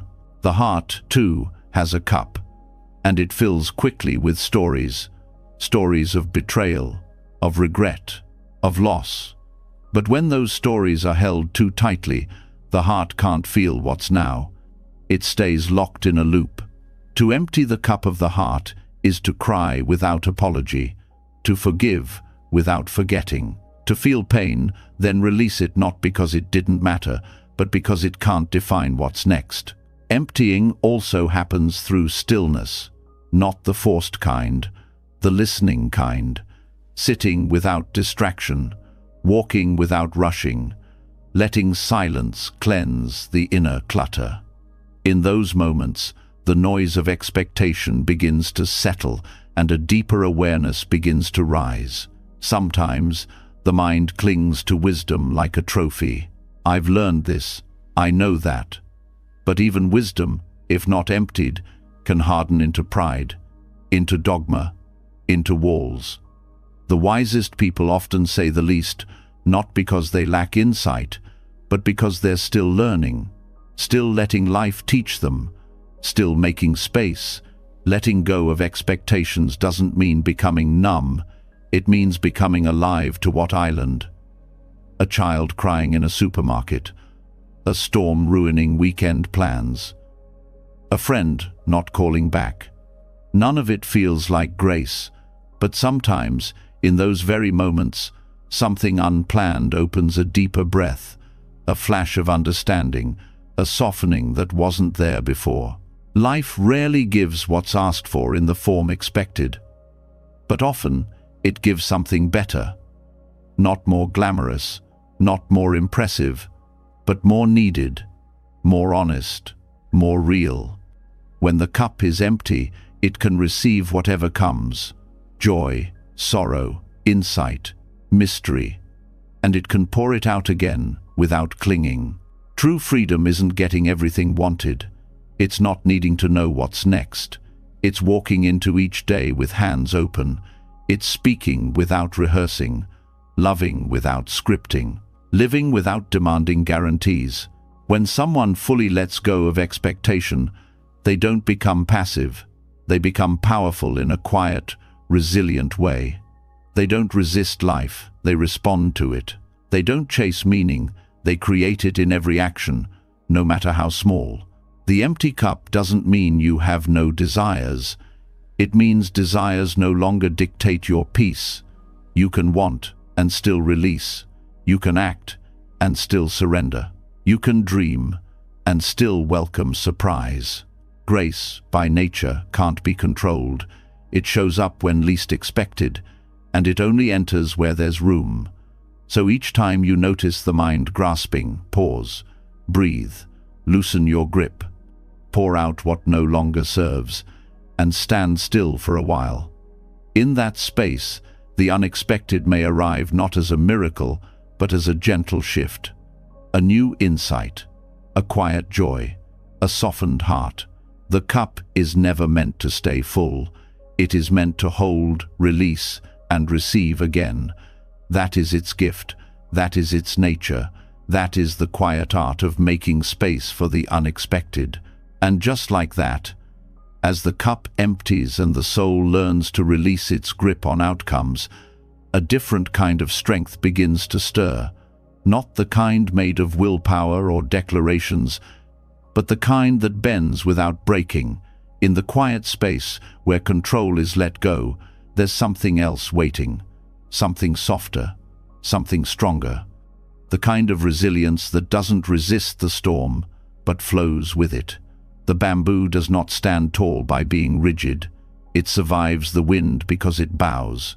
When life collapses unexpectedly, jobs lost, relationships ended, identities questioned, the first instinct is often to cling harder, to hold tighter to titles, roles, routines, and images of who one believes they are. But this rigidity is often what causes the deepest suffering. The tree that refuses to bend in the wind is the one most likely to snap. And so, the wisdom of the bamboo offers a different kind of lesson, one not grounded in force, but in flexibility. In many cultures, bamboo represents strength, but not because it's the hardest plant, because it's the most adaptable. It sways, it yields, it stretches far before ever reaching a breaking point. And in that bending, there's a quiet power, a trust in motion, a wisdom in release. This kind of strength is not celebrated enough. Society praises those who stand firm, who never change their minds, who cling to identity as if it's sacred. But what if the greatest freedom lies not in holding tight, but in letting go? Think of how much suffering is caused by trying to maintain a fixed identity, the need to be seen as successful, even when crumbling inside, the need to play the role of the strong one, even when exhausted, the need to always be right, even when growth means being wrong. Identity becomes a prison, not because it's false, but because it's frozen. And life, by its very nature, is not still. To bend is to recognize that who you are is not a fixed object. It's a process. It's a series of unfoldings. One day the role is teacher, the next it's learner. One season it's caretaker, another it's seeker. When identity is held too tightly, change becomes terrifying. But when flexibility is embraced, change becomes an ally. Flexibility does not mean weakness, it means wisdom. A river carves through mountains not because it is strong, but because it yields, it adapts. It flows around the unmovable. And over time, it changes the very landscape. This is the power of softness. This is the resilience of bending. When pride takes hold, bending feels like defeat. To say, I was wrong, feels like failure. To say, I need help, feels like weakness. But pride is brittle. It cannot bend. It cannot evolve. And so it breaks under pressure. True resilience comes from humility, the kind that allows space for mistakes, for shifts, for growth. Think of a moment in life when everything felt like it was falling apart. The loss of a dream, the betrayal of a friend, the collapse of plans. In those moments, what kept you going wasn't your control. It was your capacity to adapt, to soften where you wanted to harden, to keep moving when standing still felt safer. Flexibility doesn't erase the pain, it simply means the pain doesn't define what comes next. Letting go of rigidity also means letting go of the illusion that everything must make sense right away. The need to find meaning immediately can create more suffering. Sometimes, the lesson isn't visible until much later. And until then, the most resilient thing to do is keep bending, keep listening, keep allowing. In the natural world, flexibility is survival. Animals migrate, trees shed leaves, cells in the body constantly regenerate. Nothing stays fixed. And yet, humans often believe their value lies in consistency, in always being the same. But what if the soul is meant to evolve? What if your very purpose is to be shaped by experience, not defined by it? Letting go of rigidity in roles also frees others. When someone is always expected to be the strong one, they can't breathe. When someone is always expected to be the cheerful one, they can't grieve. When someone is only loved for being useful, they can't rest. Flexibility in identity allows space for the full spectrum of being. Flexibility is also an act of deep listening to yourself, to the moment, to what is actually needed now, not what was needed yesterday. This moment might require stillness. The next might call for boldness. One day, silence heals. Another day, speaking truth does. The flexible soul doesn't resist these shifts, it responds to them. In Buddhist teachings, the middle path is often misunderstood as a compromise. But it is not weakness, it is balance. It is wisdom that doesn't lean too far in any direction, that knows how to center itself, not by rigid discipline, but by gentle correction, like a dancer adjusting mid-step, like bamboo swaying but not falling. In meditation too, this flexibility matters. Some days the mind is loud, other days it's calm. The point is not to force silence, but to meet the mind as its island, to bend with it, not against it, to sit, not to achieve, but to allow. The practice isn't perfection, it's presence. Relationships thrive when flexibility is present. The ability to say, "I was wrong," or "I've changed my mind," or "let's start over." Rigidity demands being right. Flexibility values connection over ego. It lets go of the need to win and chooses to understand instead. Even the body teaches this. Muscles that are never stretched become stiff. Joints that are never moved lose their range. Resilience is not just about strength, it's about fluidity. Emotional, mental, physical, spiritual. To remain open, supple, responsive. And in grief too, flexibility is survival. There is no straight path through loss. Some days, the sorrow feels far away. Other days, it hits like the first hour. To move with that, to bend with the waves, is not weakness, it is the only way to stay afloat. Flexibility also means not needing to define everything. Not every feeling needs a label, not every moment needs a conclusion. Sometimes, the most profound thing one can do is let things be, let them unfold, let them move through and beyond. The bamboo bends because it trusts the storm will pass. It doesn't resist the wind, it dances with it, and when the storm is gone, the bamboo is still standing. Not because it fought harder, but because it surrendered more wisely. That kind of resilience is not dramatic, but it is lasting. There is something beautiful in not always having to be right, in not always knowing the answer, in allowing mystery. The flexible mind makes space for wonder, for surprise, for transformation. The rigid mind, by contrast, only makes room for what already fits. Letting go of pride is perhaps the hardest part. The part that says, "I should be beyond this," or "this shouldn't affect me anymore." But healing is not linear, and growth is not a checklist. Pride often delays peace. Flexibility invites it back in. To bend is also to forgive, not just others, but oneself. To say, "I didn't handle that well, and I can try again." Rigidity punishes, flexibility repairs. It weaves broken threads into new patterns. It finds strength not in being untouched, but in being softened. And at the heart of all this bending is love. A love that doesn't demand perfection, a love that doesn't panic at change, a love that trusts you can be many things over time and still be true, still be worthy, still be whole. The bamboo bends not to hide, but to survive, not to escape, but to endure, not to please, but to protect. And when the storm ends, it rises again, tall, quiet, rooted. That is the quiet strength of flexibility, not louder than pain, but deeper. Not faster than time, but wiser. Let that be enough. Let yourself bend when needed. Let yourself stretch when called. Let yourself flow where life moves, and trust deeply, quietly, that you will not break. And, just like the bamboo that returns upright after the storm, quiet but unshaken, there comes a moment when even the mind's most persistent tempests begin to fade. Not because they've been conquered, but because something deeper has been understood. It's no longer about resisting the force.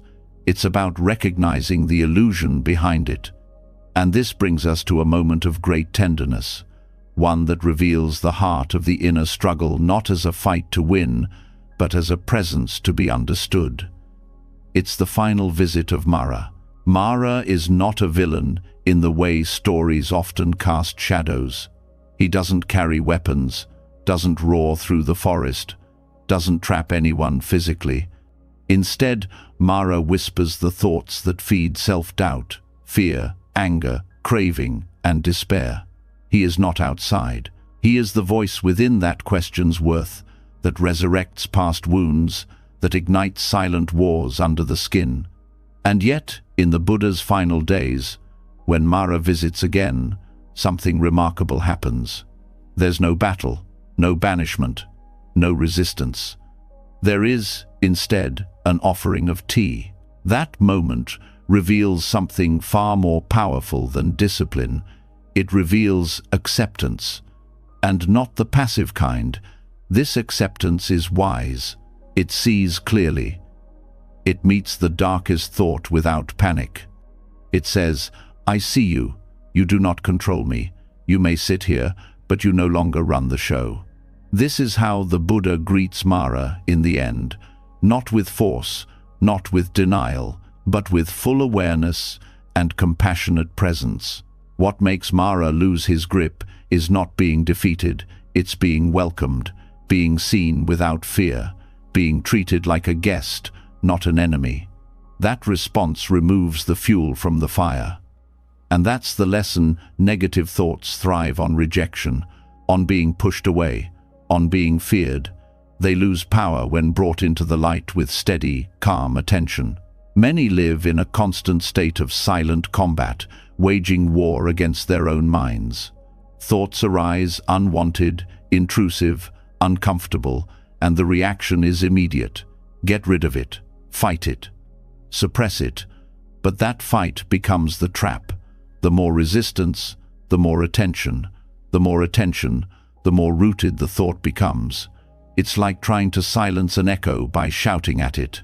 The story of Mara is a mirror. It reflects the parts of ourselves we label as unworthy, the inner critic, the anger, the craving, the sadness. But labeling them as enemies only feeds their strength. When the Buddha sees Mara, he calls him by name, not in fear, but in recognition. "Ah, Mara," he says gently, "you are here again." This act of naming is not just poetic, it is powerfully disarming.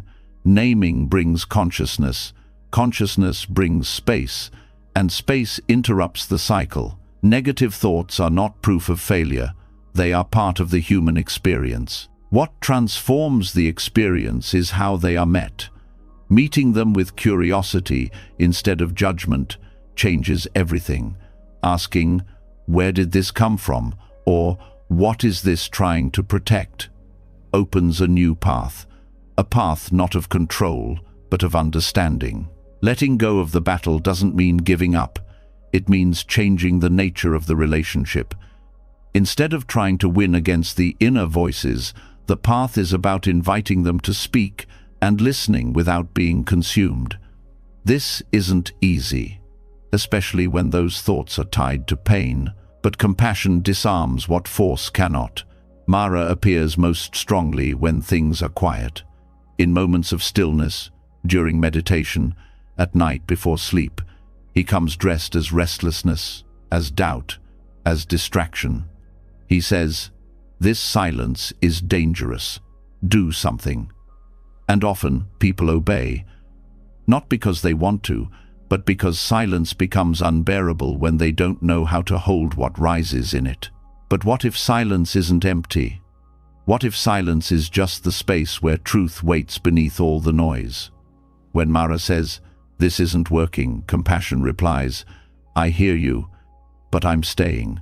When Mara says, "You're wasting time," compassion replies, "There is no rush."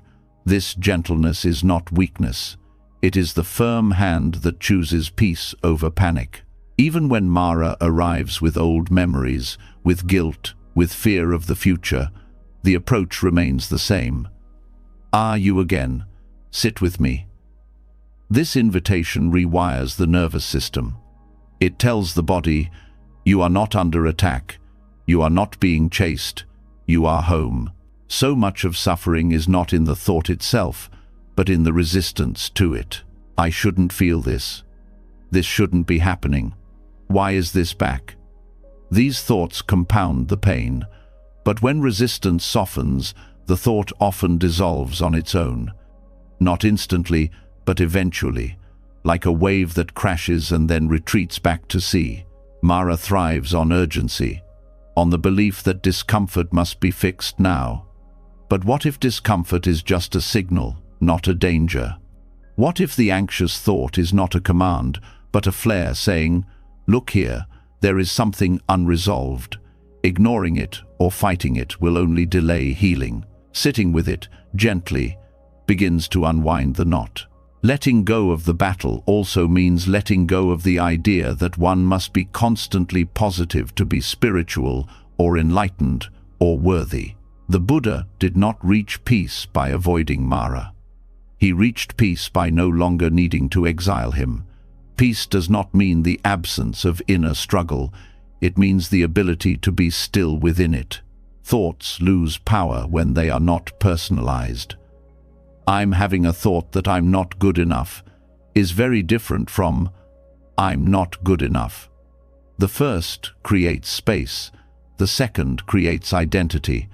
That space, even if only a breath wide, is the key. In that space, there is choice. Choice not to believe, choice not to react, choice to stay seated in one's center.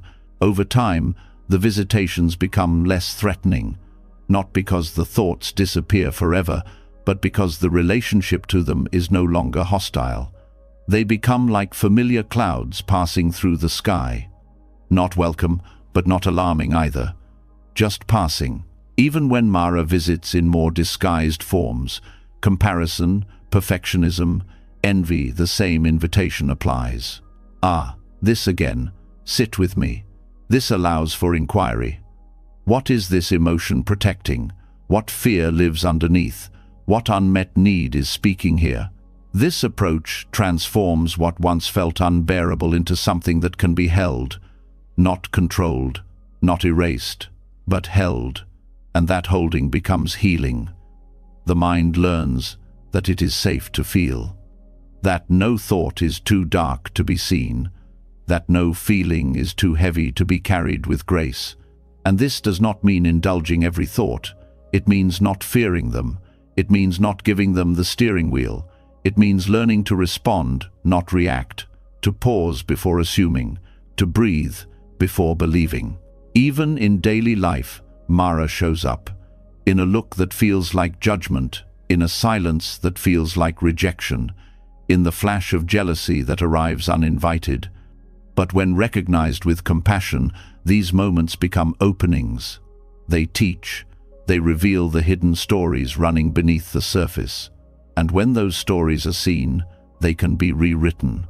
The path of the Buddha is not about perfection, it is about liberation.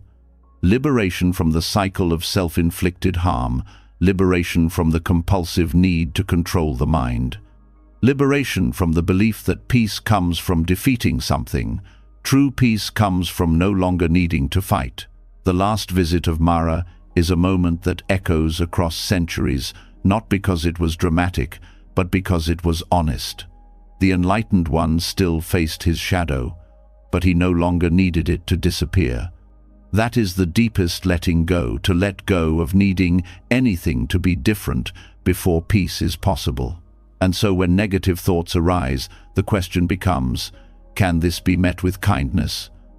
Not agreement, not rejection, just presence.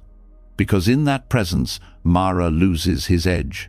The thought loses its urgency. The storm loses its grip.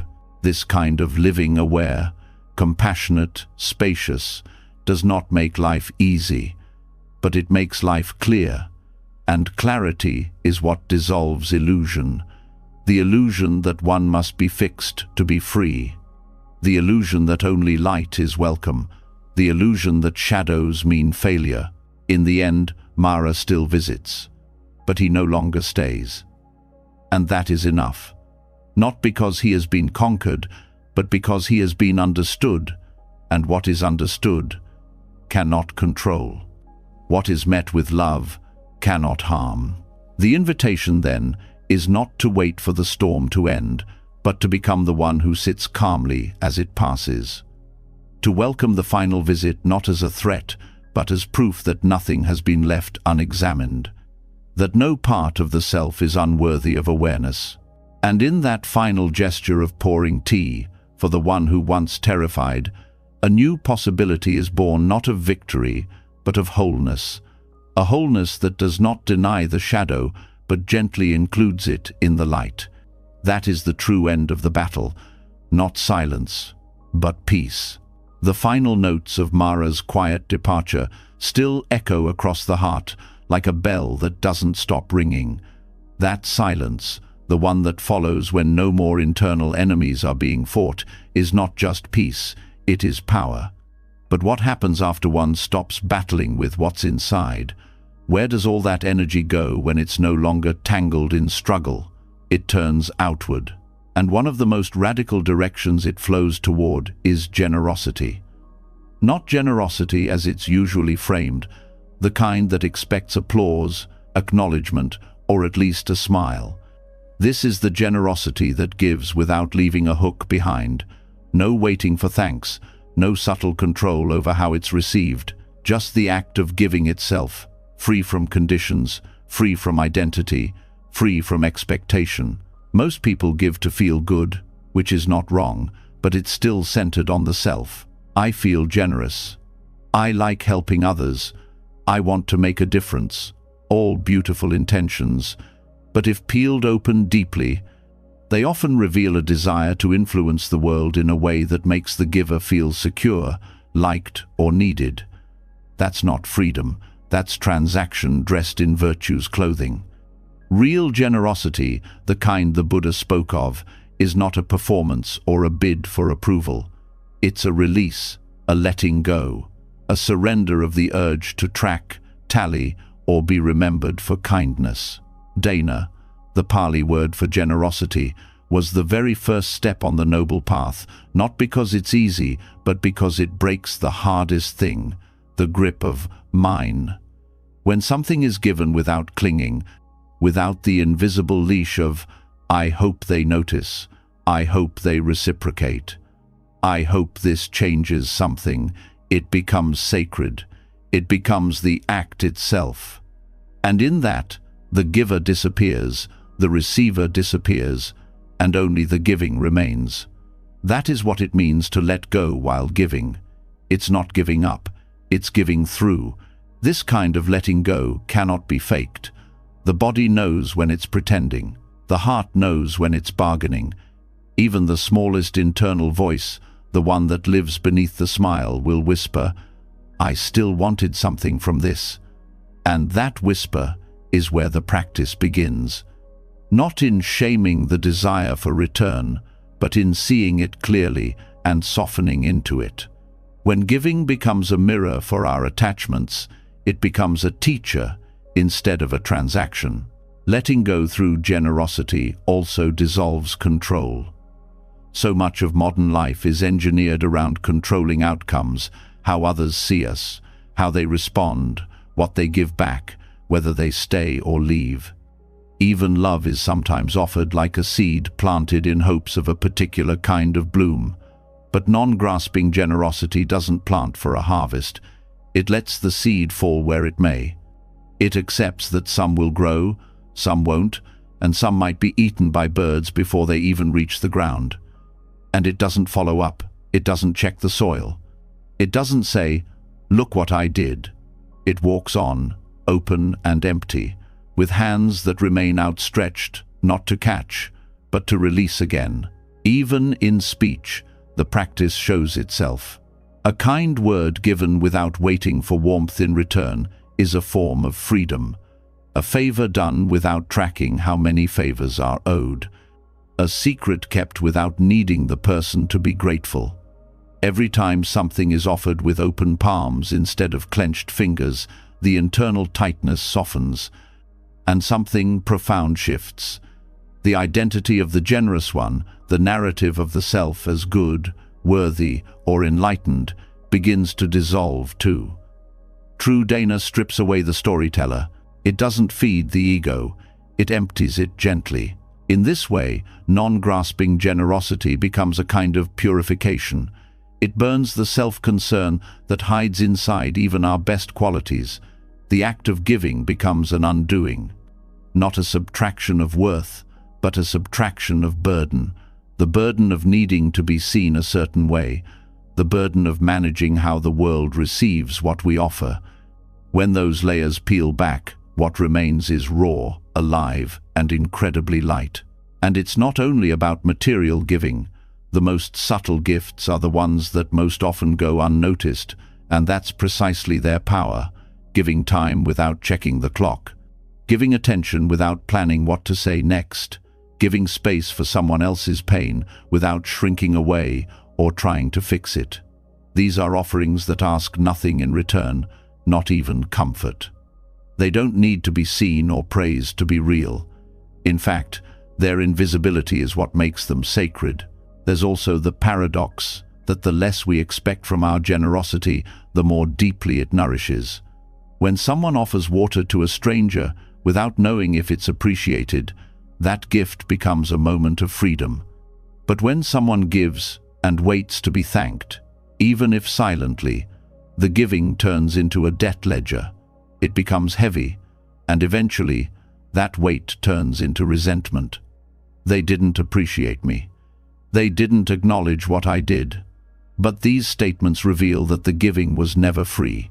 It was always a negotiation with a hidden clause. Appreciate me, or I'll suffer. In letting go of that clause, the suffering dissolves with it. Even in spiritual practice, generosity can become sticky with identity. Meditators who give time to others sometimes wrap their offerings in silent contracts. I did this for you, so you should see me as wise. Teachers who share knowledge may cling to being needed. Parents who sacrifice may secretly demand emotional repayment. None of this is shameful. It's human, but it's also imprisoning. Because as long as generosity is tied to self-image, it can never fully be a path to liberation. It only builds a more virtuous cage. So what does real letting go through generosity feel like? It feels like the moment after an exhale, that pause where nothing is clung to, nothing is expected, and nothing is owed.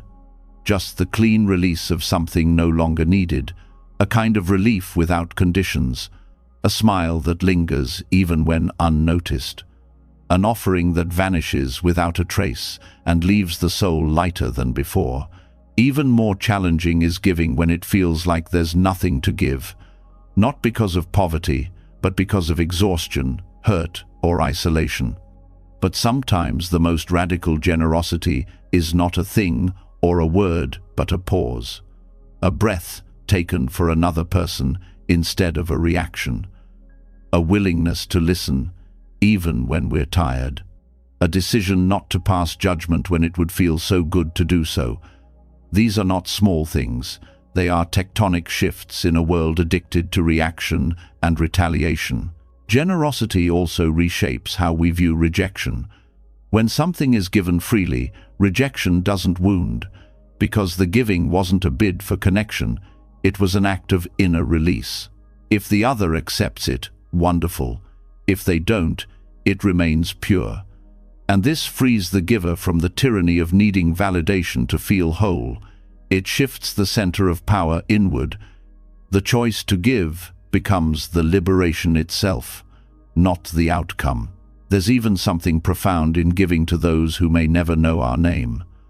The anonymous donation, the quiet kindness, the act no one sees. These expressions carry a kind of invisible nobility. They work on the soul like a gentle sanding down of the edges. They teach the giver more than the receiver. Because to be generous without being noticed is to finally step out of the spotlight and into stillness. Some might wonder if this form of giving is too passive, too empty, too detached. But that's the illusion of control speaking again. Non-grasping generosity is not indifference, it's intimacy without ownership. It's not less engaged, it's more surrendered. The world doesn't need more performative kindness. It needs hearts willing to give without claiming territory. People who plant trees under whose shade they will never sit. That's the kind of generosity that transforms both giver and world.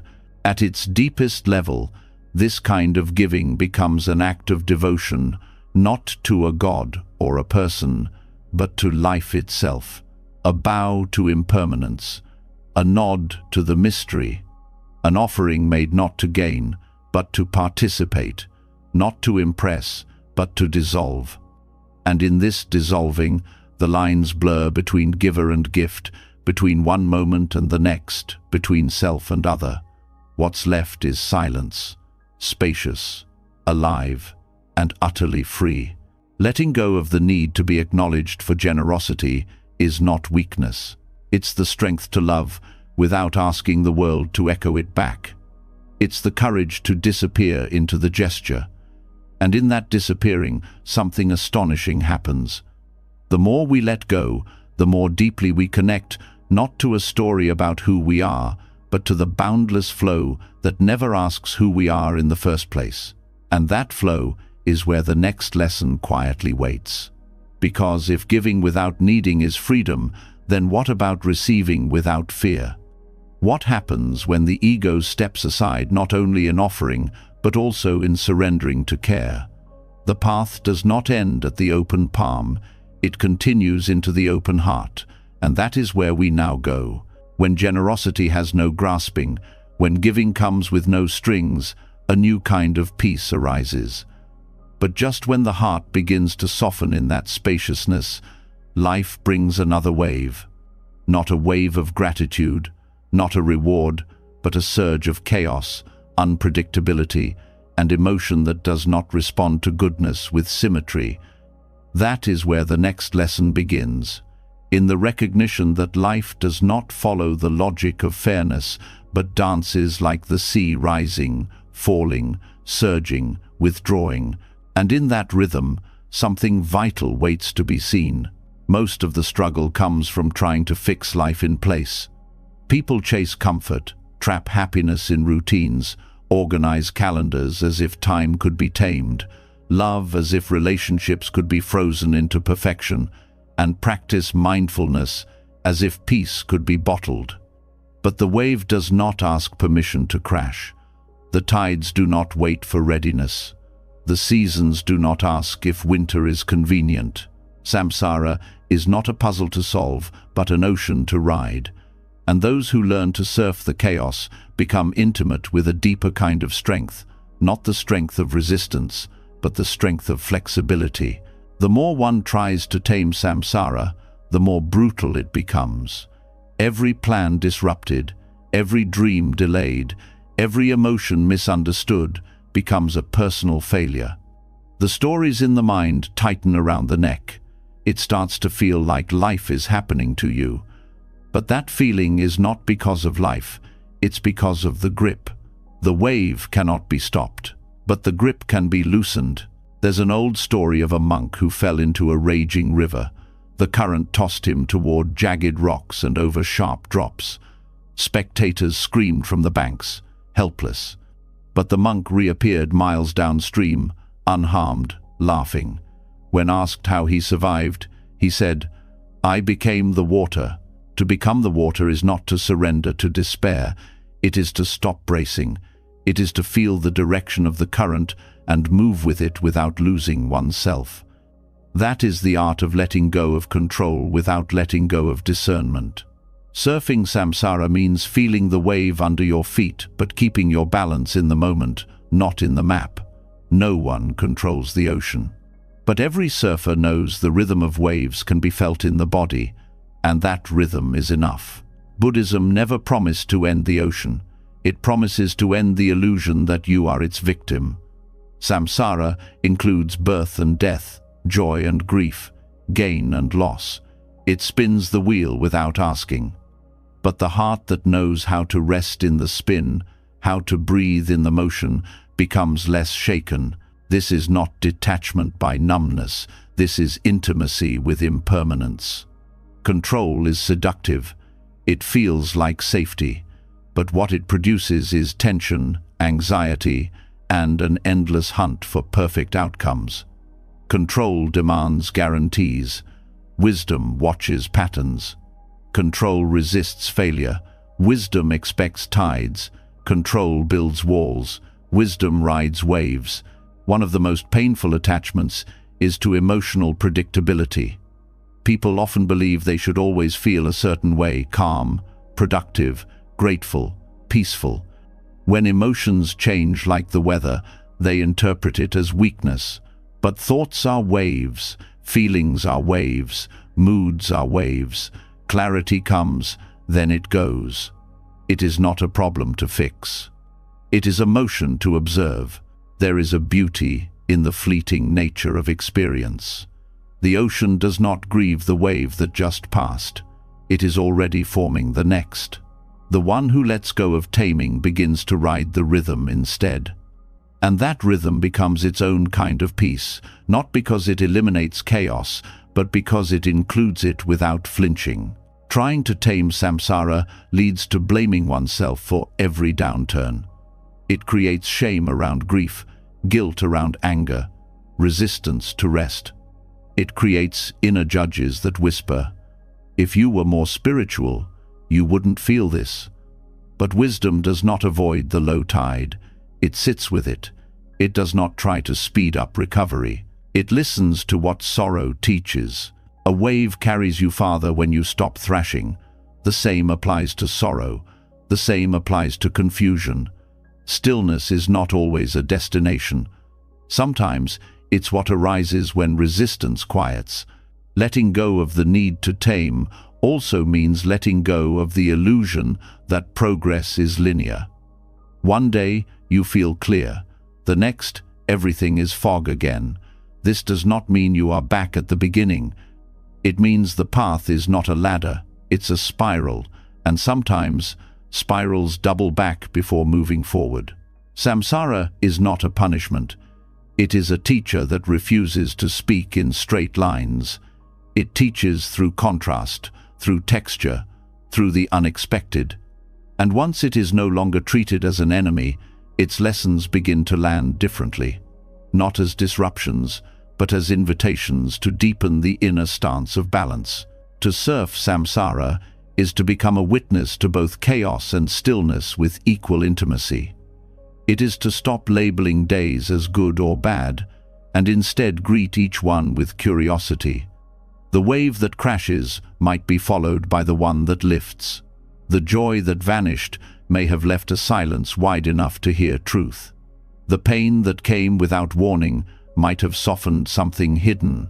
Sometimes, in the attempt to tame samsara, people chase enlightenment like a finish line.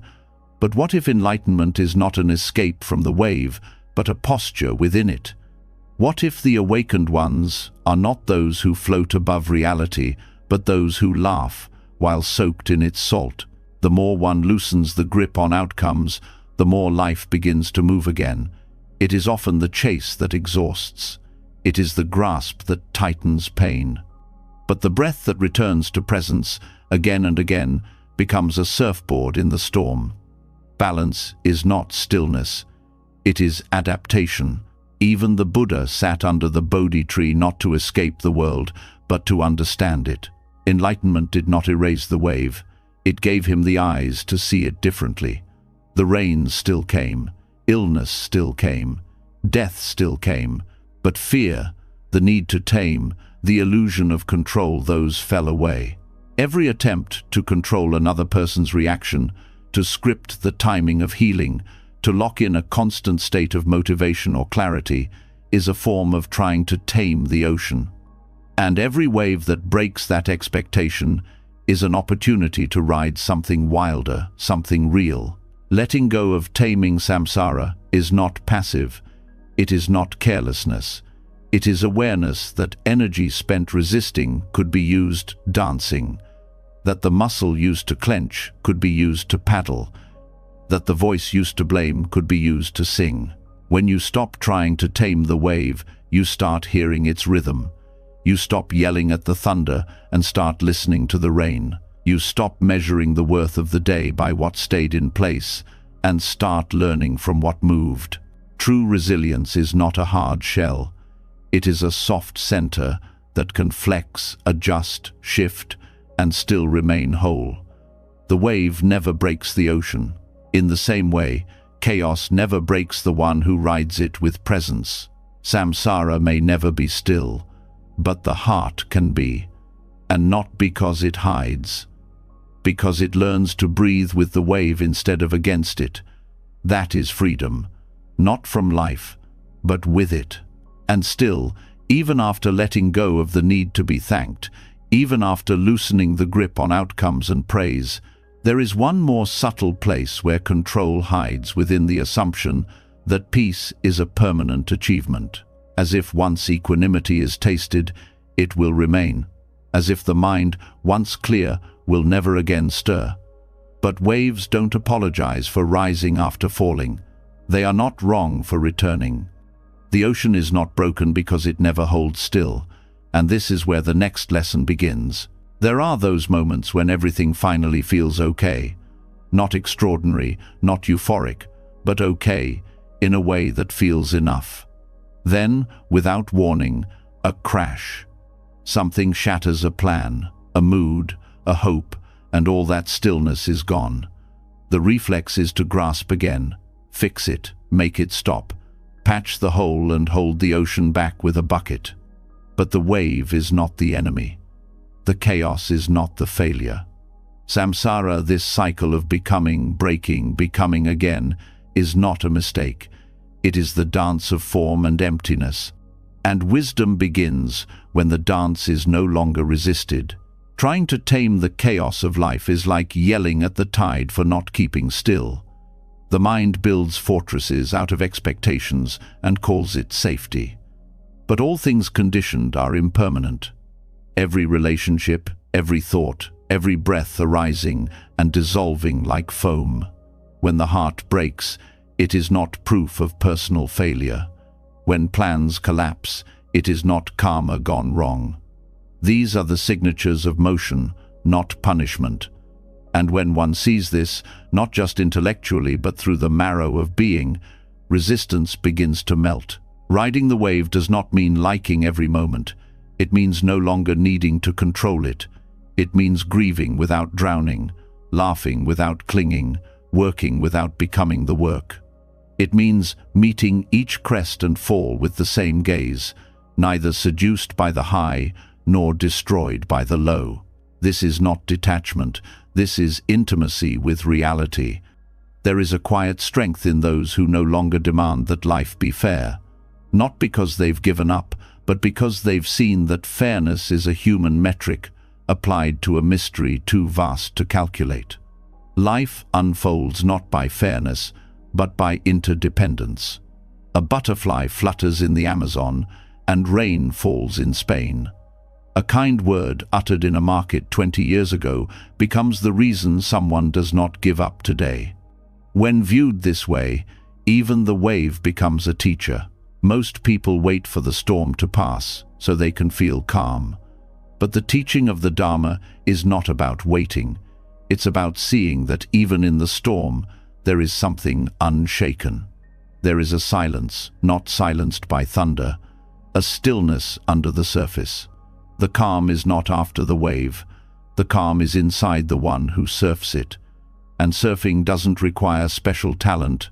It requires presence, feet not anchored in sandcastles, but knees bent, heart open, and eyes awake.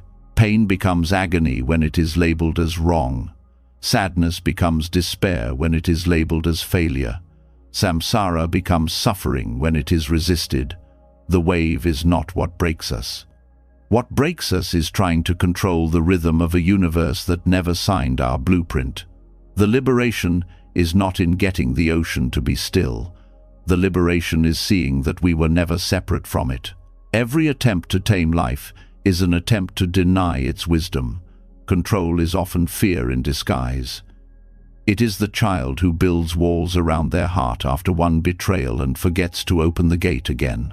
It is the planner who micromanages the future to avoid past pain, only to find that life does not follow spreadsheets. Surrender is not the enemy of progress. It is its foundation. Because when we stop resisting, energy is freed. What was once used to fight the current is now used to float, to notice, to breathe. Even enlightenment, if grasped, becomes another chain. Even serenity, when clung to, becomes another desire. True freedom is not having it all figured out. It is being at peace even when nothing makes sense. It is bowing to the wave, not to worship chaos, but to acknowledge its inevitability. The bow says, "I see you, I won't run, teach me." There is a Zen story of a monk who asked his master, "How do I enter the way?" The master replied, "Do you hear the sound of the stream?" The monk nodded. "Enter there," said the master. The sound of the stream, the crash of the wave, the messiness of a breakup, the sting of rejection, the joy of birth, the grief of death, all of it. That is the way, not separate, not obstacles, but doorways. When we insist on taming every wave, we lose our curiosity. We become so busy trying to control the script that we forget to watch the play unfold. And sometimes, the plot twist is the exact medicine the soul needed. The lost job that made room for the calling, the breakup that broke the ego, the illness that returned one to what matters. Life is not a straight path to clarity. It is a spiral staircase where each step down is also a step up. Samsara is not just suffering. It is the teacher dressed in impermanence. It is the reminder that joy and sorrow wear the same face, just lit by different moons. And riding the wave does not mean bypassing pain. It means feeling it fully without building a dam.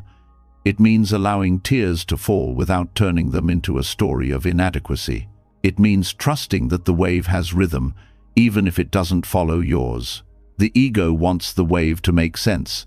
The heart just wants to feel it. And when one finally allows the heart to feel raw, tender, open, something shifts. Control begins to fade, not in defeat, but in trust. Trust that the wave will not carry you away. Trust that groundlessness is not the same as danger. Trust that surrender is not giving up, it is coming home. In surfing, one learns quickly that stiffness leads to falls. Rigidity is the opposite of balance. The body must sway, adjust, respond. So must the mind. The thoughts that say, "This shouldn't be happening," are like locked knees on a moving board. They cause collapse. But when the mind says, "This is what is," the muscles of resistance loosen, and with looseness comes grace. We do not become free by changing the waves. We become free by changing our relationship to them, by no longer believing that calm means control, by no longer seeking a life without motion, but a mind that can move with life, by realizing that wisdom is not the absence of difficulty, but the intimacy with it. To ride samsara's wave is to accept that life includes loss, unpredictability, death, and rebirth. It is to know that the self who clings cannot survive the ocean, but the self who bows becomes the ocean. No longer separate, no longer threatened, just a movement of water, aware of itself. And this awareness, gentle and wide, holds everything. The storm, the stillness, the desire to fix, the ache of not knowing, all of it is seen. And in this seeing, there is space. And in space, there is freedom. Not the freedom of control, but the freedom from needing it. The wave never promised to behave. It only promised to be real, and that's enough. The teaching is simple, but not easy. Stop trying to tame the wave. Learn to ride it. Let it carry you, crash you, teach you. And when you rise again, salt on your skin, hair in your eyes, heart open, you'll realize the wave was never the enemy. It was the path. Underneath the shimmering surface of every wave lies the ocean's depth, untouched, unmoved. And so the dance of chaos and surrender from before now leads into an even subtler unraveling, where the question is no longer about riding life's turmoil, but about realizing who or what is riding at all. If the wave is never permanent, neither is the surfer. And if identity keeps shifting like foam, maybe what we think we are was never truly the rider to begin with. There's a soft disorientation in realizing that the person who felt joy yesterday may not be the same one who feels sorrow today. Thoughts come and go, emotions rise and dissolve, bodies age, desires evolve. And yet, something clings. It insists on saying, I am my body. I am my sadness. I am this memory. I am these thoughts. But what if none of it is truly I? What if the very building blocks we assemble into a self-form, feeling, perception, mental formations, and consciousness are just like sandcastles in the tide? The Buddha didn't offer metaphysical puzzles to confuse people, he offered tools to see clearly.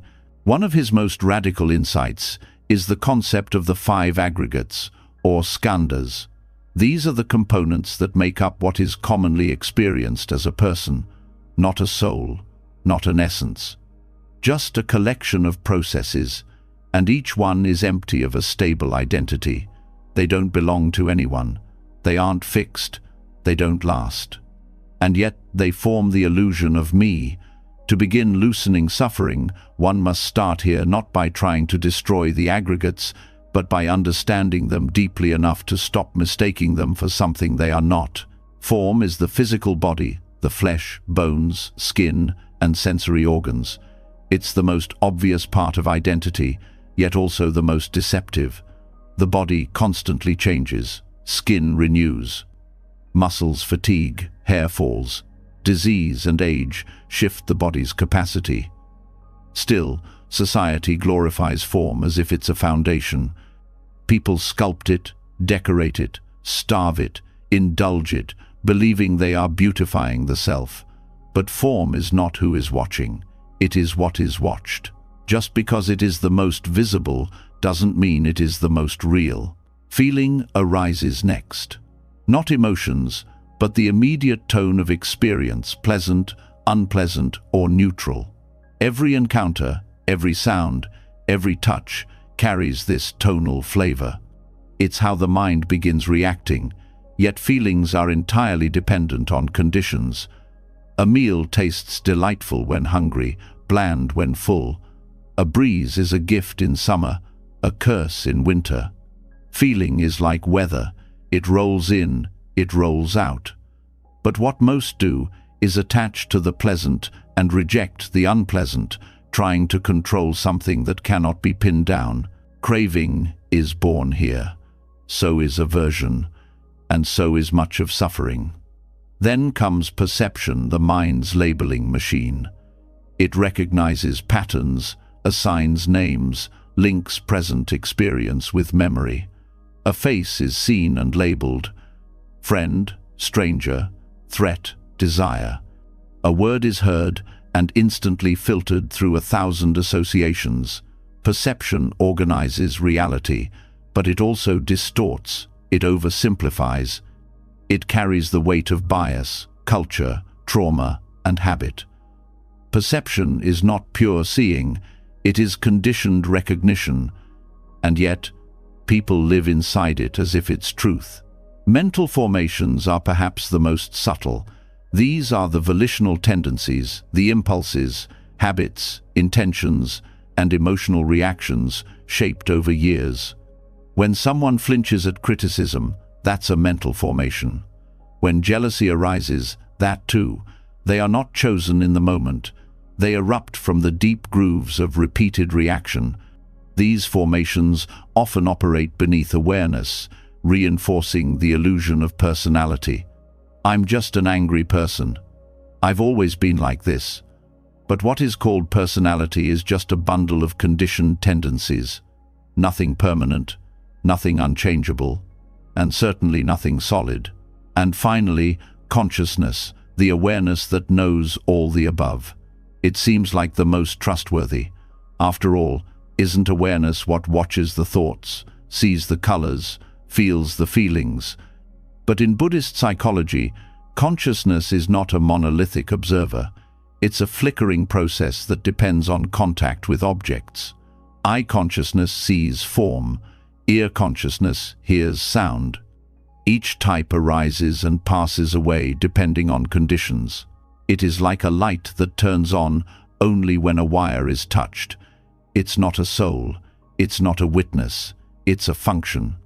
To believe that consciousness is me is to confuse the mirror for the one looking into it. When these 5 aggregates are seen clearly, something strange and beautiful happens.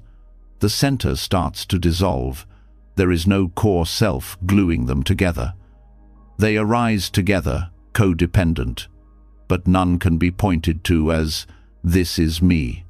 And without a self to defend, to promote, to fear for suffering begins to ease, not through force, not through denial, but through the gentle clarity of seeing. Letting go of the aggregates doesn't mean rejecting life. It means holding life more lightly. When pain comes to the body, it is simply form reacting.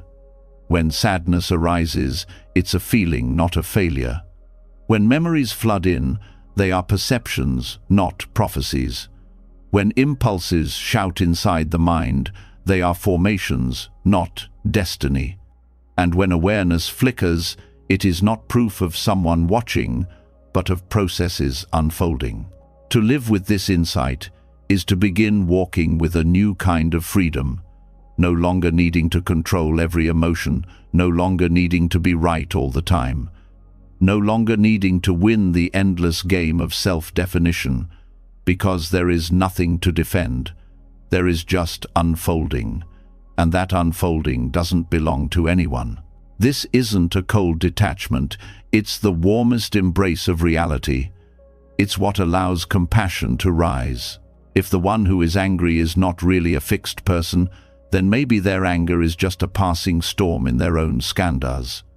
If the one who wronged is just a bundle of conditions, then perhaps forgiveness is no longer tied to ego. And if the one who suffers is not a solid me, then perhaps suffering can also shift, loosen, fade. In daily life, this shows up in the small moments. When a thought says, "I can't believe I did that," pause and notice the I. Is it a memory of form, a feeling of regret, a mental formation replaying shame? When frustration hits in traffic, can it be traced? Is it a perception of time wasted, a feeling of restlessness, a formation born of habit? When joy surprises you in a quiet moment, can you notice it arise not as something owned, but as something happening? Freedom doesn't come from transcending the world. It comes from seeing through the illusions that tighten it. The illusion of ownership, the illusion of permanence, the illusion of self. When the aggregates are met with curiosity instead of grasping, the whole world becomes less personal, less heavy, less threatening. This doesn't mean becoming passive. The aggregates still move, the body still eats, feelings still fluctuate, plans still form. But now, there's space, room to breathe between reaction and response. A loosening of identity, a softening of judgment, a release of the need to always be someone. And in that space, life still happens, but not as a performance. It unfolds like music played by an orchestra without a conductor. Each part doing its piece, each note rising and falling, no need for applause or perfection. Just sound, form, motion, awareness, all arising and passing. No one playing, nothing to possess. Just the song of existence, echoing softly through an empty stage. Just as clarity begins to settle like calm water over stirred mud, a new disturbance enters not from the world, but from within the pursuit itself. The insight into the 5 aggregates may have started to loosen identity and dissolve attachments, yet even in that loosening, a subtle desire remains, a craving to finally do it right, to be the most detached, the most awakened, the one who has let go completely. And that craving wears the disguise of virtue. It pretends to be surrender while secretly tightening control. When even the path to freedom becomes something to cling to, suffering takes on the robes of spirituality. There's a kind of quiet exhaustion that builds in those who strive too hard to be free, a feeling that no matter how much they meditate, reflect, or release, they're still not quite there, not calm enough. not wise enough, not detached enough. The spiritual ego whispers, "You should be beyond this by now." A true practitioner wouldn't feel this way. Let go harder. But in the very act of trying to perfect detachment, something precious is lost: the softness of being, the honesty of imperfection, the simple presence that needs no embellishment. Letting go is not an achievement. It's not a badge to earn or a mountain to climb. It's a moment-to-moment openness, a willingness to meet experience as it is, without needing to sculpt it into a spiritual ideal. But when the mind turns letting go into a goal, it begins chasing it like any other worldly prize. The language may change: liberation instead of success, non-attachment instead of control, but the inner grip tightens just the same. This trap of spiritual perfectionism is especially tricky because it masquerades as wisdom. It quotes sutras, it wears mala beads, it uses silence as a weapon and smiles through suppressed emotions. But its essence is the same as any egoic performance: the need to be someone special, someone awakened, someone above it all. And in that performance, the rawness of being human gets pushed aside. Vulnerability is hidden, confusion is denied, and pain, when it inevitably comes, is treated as a personal failure rather than a natural part of life. One of the most dangerous ideas in spiritual circles is that certain thoughts or feelings shouldn't arise. That once one has let go, things like jealousy, grief, or desire are signs of regression. But the truth is, emotions don't ask for permission. They don't care about your spiritual timeline. They arise because conditions ripen, because the nervous system reacts, because you're alive. To judge them as failures is to place another layer of shame on top of the already difficult experience. And that shame comes not from the Dharma, but from the ego wearing a Dharma mask. The Buddha never taught that awakening was about becoming a perfect robot who no longer feels. He pointed to a freedom that includes emotion, that holds space for the mess, that lets experience arise and pass without adding layers of meaning. But to arrive there, one must be willing to let go of even the desire to arrive. To see that striving to let go is still striving, that craving not to crave is still craving, that becoming obsessed with non-attachment is just another flavor of attachment. It's not easy to recognize this pattern because it feels so noble. Who doesn't want to be free of suffering? Who doesn't want to let go of ego, greed, fear, and control? But when those goals turn into spiritual trophies, the path becomes a competition, quiet, internal, but relentless. And soon, the inner world is filled not with peace, but with constant measuring. Was I mindful enough today? Did I respond like a true practitioner? Am I enlightened yet? True freedom doesn't come from winning that game. It comes from stepping off the field entirely, from realizing that awakening is not a linear climb, but a deepening into what already island, that letting go is not something done, but something allowed. That spiritual growth doesn't always look like progress. It often looks like breaking down, falling apart, grieving what was, and meeting what's here with tenderness instead of judgment.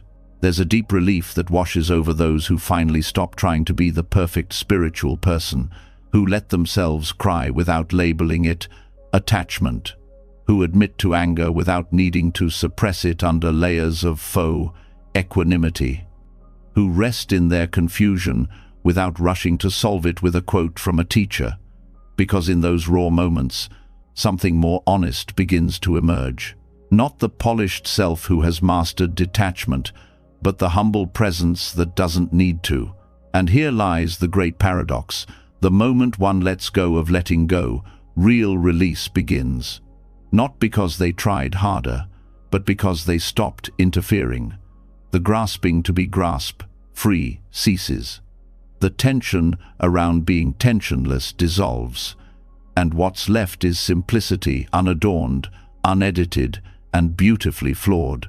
This is not a dismissal of the path. Discipline, meditation, reflection, ethics, all of these matter. But they are not tickets to purity. They are tools for awareness, not weapons of self-judgment. When used gently, they open the heart.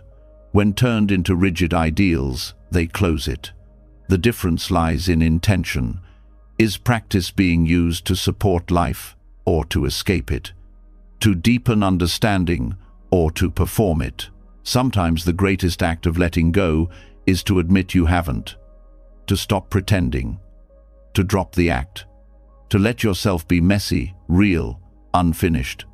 To trust that awakening doesn't require your performance, it requires your presence. And presence is never perfect. It is enough as it island. Even in meditation, this trap shows up.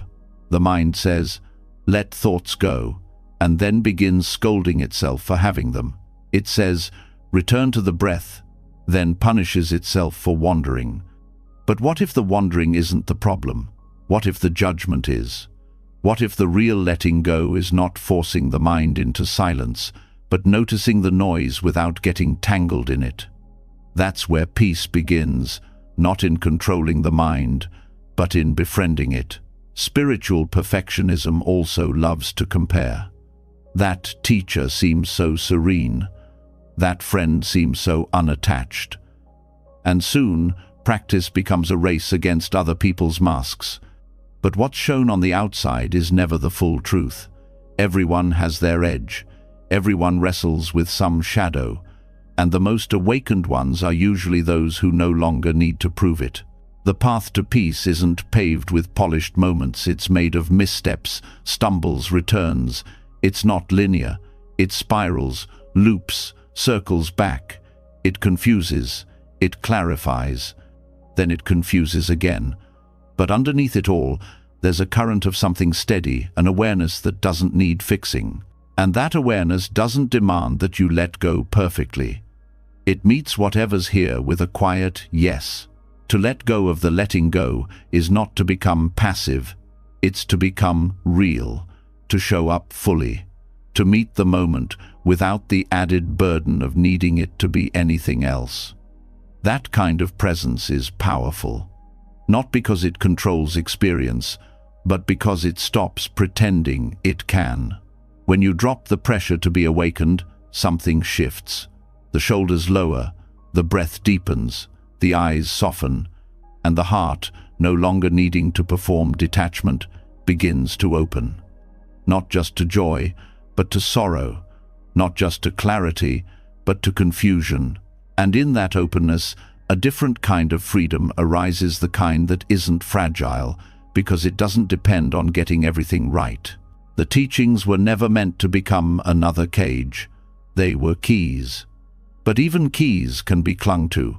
Even maps can be mistaken for the journey. And even the idea of awakening can become an obstacle if held too tightly. So breathe. Return to the messy now. Drop the need to be the most detached person in the room. Drop the shame of not having let go perfectly. Drop the story that you're behind on some invisible path. There's nothing to catch up to. There's only this moment, waiting to be met with tenderness. And maybe that's the real awakening. Not an escape from being human, but a return to it, fully, authentically, without needing to achieve the perfect version of anything. Letting go is not a final destination. It's a rhythm, a movement, a dance. And the dance continues, not when you master the steps, but when you stop gripping the floor. Just as the illusion of perfect detachment quietly shattered under the weight of its own striving, another truth begins to surface, one that no one escapes. Even the compulsion to let go, even the ego dressed in robes of spirituality, fades when faced with the one teacher that doesn't bend to illusion, death. While the ego can disguise itself in spiritual masks, death strips away every mask. It does not wait for readiness. It doesn't ask if one has mastered the breath or memorized sutras. It doesn't care how enlightened a person believes they are. Death is not a punishment. It is not a failure. It is the most honest presence in all of life. and it teaches by taking away everything that cannot be held. This is not a reflection meant to inspire fear. Quite the opposite. Fear clings to the fantasy that things could last forever. Fear begs for more time, more control, more chances to arrange life just right. But the Buddhist view of death does not come from fear. It comes from clarity. Death is not the enemy of life. It is what makes life urgent, vivid, impossible to hoard. It invites a different relationship with time, one that isn't about squeezing the most in, but about letting go of what no longer matters. The awareness of death is not morbid. It is liberating because it exposes the great lie of permanence. And with that lie gone, there is nothing left to protect, nothing to arrange, nothing to postpone. Just presence. So much of control is rooted in the illusion that time is abundant, that the right moment will come later, that life can be planned like a spreadsheet. But death reveals how fragile those assumptions are. Plans get interrupted, people disappear, clocks run out, and in that sudden clarity, many realize they spent years clinging to trivial things, petty arguments, imagined futures, old grudges, unfulfilled expectations. Entire lives poured into trying to hold together a version of the world that was never going to stay still. In Buddhist teachings, death is not hidden or sugar-coated. Monks meditate in charnel grounds, surrounded by the decaying remains of bodies. They reflect on the stages of decomposition, not to traumatize themselves, but to see clearly that the body, too, is a changing thing, that no identity, no possession, no relationship is beyond the reach of impermanence. This kind of contemplation is not meant to make one numb or cynical. It is meant to make one awake, wide awake to what actually matters, to what is fleeting, to what is worth releasing. When the truth of death is faced directly, a strange tenderness often follows, not despair, but deep compassion. Because it becomes obvious how much everyone is trying to hold together lives they will eventually lose. Even those who seem confident, stable, in control, they too are moving toward the same destination. And when that is seen clearly, it softens judgment. It quiets the need to dominate. It whispers, "Let go. You don't have to carry all this." And in that moment, the weight of control begins to lift. What dies is not just the body. Expectations die, roles die, stories die, entire versions of the self dissolve. And yet, people continue trying to freeze their lives into predictable patterns, as if that could outwit change. But control is not strength, it is resistance. And resistance is always broken by time. What endures is not the structure of life, but the depth of presence within it. The love given freely, the moments lived fully, the breath that was truly felt. These cannot be hoarded or preserved, but they leave traces that linger beyond memory. Death also exposes the false urgency of so many daily concerns. The rush to be right, the need to win an argument, the obsession with status. These all crumble when held against the reality of impermanence. What remains, often, is a desire to forgive, to simplify, to be kind. Not because these are morally superior, but because they're what makes sense when time is short. And time is always short, even for those who feel young, healthy, untouchable. No one knows how many breaths are left, but each one is a chance to loosen the grip. Letting go because of death is not resignation. It is alignment with what is already true. It is moving with the current rather than against it. It is saying, if this moment is all I have, I will meet it fully without needing to fix it. And from that place, priorities begin to shift. Holding grudges seems foolish. Postponing love feels reckless. Clinging to appearances loses its charm.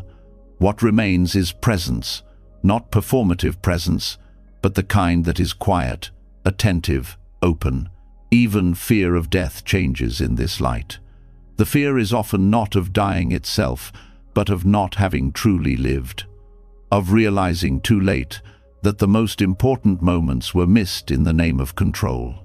Buddhist practice does not promise immortality. It offers clarity. It says, "You are dying, but while you live, wake up. Let go of what cannot stay. Meet what's here." That kind of presence doesn't resist death, it bows to it, and in doing so, discovers a richer way of living. Some people wait for death to teach them this. A diagnosis, a close loss, a sudden accident. But the teachings invite us to learn without waiting, to reflect now, to sit with the truth that life is not guaranteed, that breath is not owed, that tomorrow is not promised. And in that reflection, something opens a freedom not based on escape, but on surrender. Not apathy, but clarity. Not giving up, but giving in to what's real. Control loses its grip in the face of death, because control is built on the illusion of permanence. But when one stops trying to protect a life that will change anyway, energy is freed, the hands unclench, the heart becomes more generous, there is less to prove, and that gentleness begins to spread into every interaction, not because one became wiser, but because death reminded them what matters. In relationships, the awareness of death brings urgency to forgiveness. It invites truth where silence once lived. It encourages the words, "I'm sorry, I love you, thank you," not as rituals, but as real offerings, because at some point, they will no longer be possible. Every encounter becomes a goodbye in disguise, not to create sadness, but to inspire sincerity. In goals, the awareness of death brings simplicity. It cuts through the noise of ambition and reminds us that achievement without presence is hollow, that being admired is not the same as being known, that being busy is not the same as being alive. When death becomes part of the inner conversation, the need to impress starts to fade. What remains is a hunger for authenticity, to live a life that feels honest, even if it looks small from the outside. In solitude, the awareness of death brings reverence. Each quiet moment becomes sacred, not because it is grand, but because it is finite. A cup of tea, a walk in the morning. The weight of a pet in the lap, none of it repeats the same way. And knowing this makes it luminous, not in a dramatic way, but in a gentle, heart-deep kind of way. This is not about glorifying death, it's about letting death clarify life. About letting it whisper, again and again, let go of what doesn't matter. Let go of control. Let go of delay. Because so many things are postponed in the name of some future stability. But that future never arrives in the way one hopes, and so life becomes a waiting room. The teachings of death open the door and say, "You're already in it. Live." Even practice itself can become a place of control, a checklist, a performance. But death asks, will this matter when the breath stops? That question is not to dismiss practice, but to deepen it, to remove the layers of striving, to bring it back to presence, to use it not as a ladder to enlightenment, but as a way to meet what's real. Buddhism teaches that everything conditioned will pass, not as a warning, but as a truth. This includes joy, pain, praise, blame, success, failure, the very identity one holds. And when that truth is not just understood, but felt, a great peace can arise. Not the peace of control, but the peace of not needing it. Letting go because time doesn't wait is not a threat. It's an invitation to love without holding back, to speak with honesty, to simplify the day, to rest in the body, to breathe deeply and mean it, to see beauty in what will end, to stop treating life like something to master and instead receive it as something to bow to. There is no schedule for this kind of letting go. It happens gradually, sometimes in waves, sometimes in moments of crisis, sometimes in the stillness of an ordinary day. But when it comes, it doesn't remove sorrow, it removes resistance to sorrow. It doesn't erase fear, it lets fear arise without needing to fix it. It doesn't promise eternal peace, it promises that even peace will change. And so life is lived, not in spite of death, but illuminated by it. The heart opens wider, the breath slows down, the hand releases what it once held too tightly. And in that softening, there is space for gratitude, for presence, for love that does not cling. Not because it is indifferent, but because it is awake, awake to what passes, awake to what remains, awake to the gift of being here, now, even if just for a little while. And so, as the wisdom of death reminds us that holding on is not only futile but unnecessary, what remains is a silence so honest it doesn't need to be filled. It is in that silence that the next doorway opens. Not one made of thoughts or aspirations, but one that starts at the soles of your feet. To walk, not to get somewhere, but simply to meet this moment, not to escape, but to be embraced by the ground itself. The wind doesn't ask where it's going. The stream doesn't question its flow. There is a kind of dignity in simply moving without urgency, in existing without needing to earn one's place in the world. Mindful walking is not just a slower way of getting around. It's a practice of intimate presence, a rebellion against the need for arrival, a reminder that everything already island, the ground beneath the foot is always new, always offering a chance to begin again. And yet the mind keeps insisting, like a passenger on a train with no stations, that it must be somewhere else by now. The habit of chasing outcomes is so deeply woven into the fabric of daily life that even simple movement becomes a race. The walk from one room to another becomes an errand. The stroll becomes a workout. The journey becomes a judgment of whether time was well spent. Walking meditation slices through this conditioning like sunlight through morning fog. It turns each step into an act of rebellion against the notion that life must be justified. When attention drops into the heels, the ankles, the shifting weight, the quiet roll of motion, suddenly, the body is not a vehicle, it becomes the temple. This kind of walking is not about posture or performance. It has no audience, no final destination. It is not meant to be productive, it is meant to be honest. Each footfall is a bow to the earth, not because one is subservient, but because one is awake. The ground does not need worship. It simply offers stability without complaint. How strange it is that the floor beneath our feet, the path we tread daily, could hold the gateway to release if only we stopped trying to rush across it. To walk mindfully is to remember that presence is not a luxury. It is the only time anything real happens. The future is forever out of reach. The past is a shadow cast by memory. But the step being taken now, the shift of muscle and bone, the whisper of breath is the only living truth. There's nothing abstract about walking. It is the clearest expression of the body being here, alive, real. And yet it is so often done, half asleep. Try slowing down, not just to be slow, but to feel the difference between pushing and yielding. One step, then another. Not to cover ground, but to uncover it. The feet don't merely carry the body. They listen, they respond, they adjust to unevenness, soften into the curve of the earth.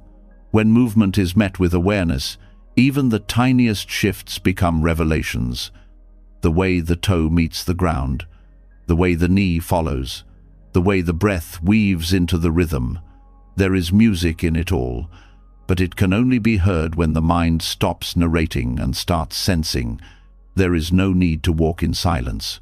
Noise, like breath, like thought, is part of the landscape. A dog barking, a truck reversing, a child laughing.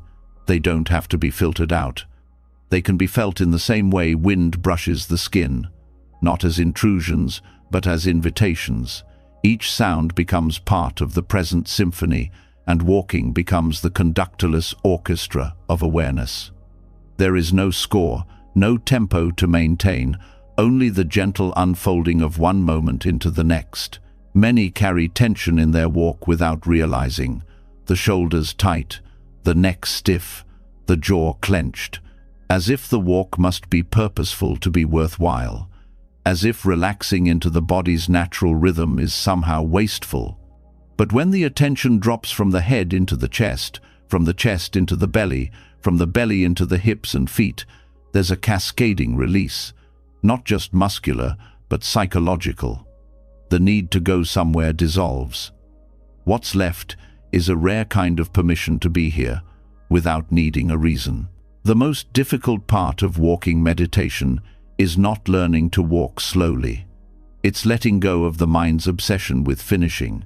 It will offer every excuse that this is pointless, that there are better things to do, that nothing is being achieved. It will itch with discomfort, not because the walk is wrong, but because it threatens the illusion that fulfillment lies somewhere else. The longer one walks without a purpose, the more the illusion cracks. Eventually, the walk walks itself. There's something deeply healing about meeting the earth with attention. No one has to be enlightened to benefit from this. No spiritual identity is required. The body knows how to move. The ground knows how to support. All that's needed is the willingness to let go of the idea that movement must always mean progress. Walking without arriving is not failure, it is freedom. In ancient Buddhist monasteries, monks have long practiced kinhin formal walking meditation as a counterpart to seated meditation. It was not an afterthought, it was the continuation of presence. Between sittings, the monks would walk slowly in circles, each step deliberately paced with the breath. Not because they were fragile, but because they were cultivating strength, not the kind that conquers, but the kind that endures. What they discovered is still true. The mind cannot sprint when the body refuses to. When the body leads, the mind follows, whether it likes it or not. And in that reversal of authority, something sacred emerges. Thought no longer commands. It listens. It harmonizes with the body's pace. And just like that, control transforms into coordination.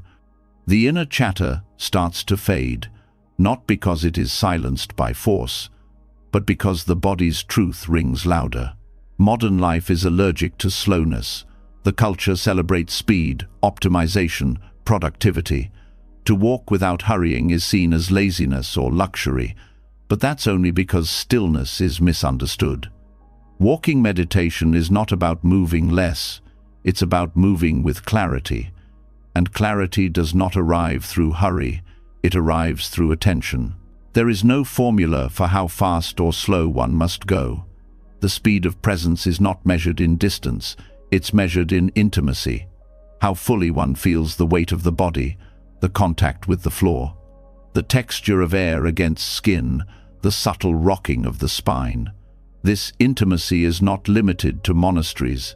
It belongs to anyone willing to return to their steps. A hallway can be a meditation path.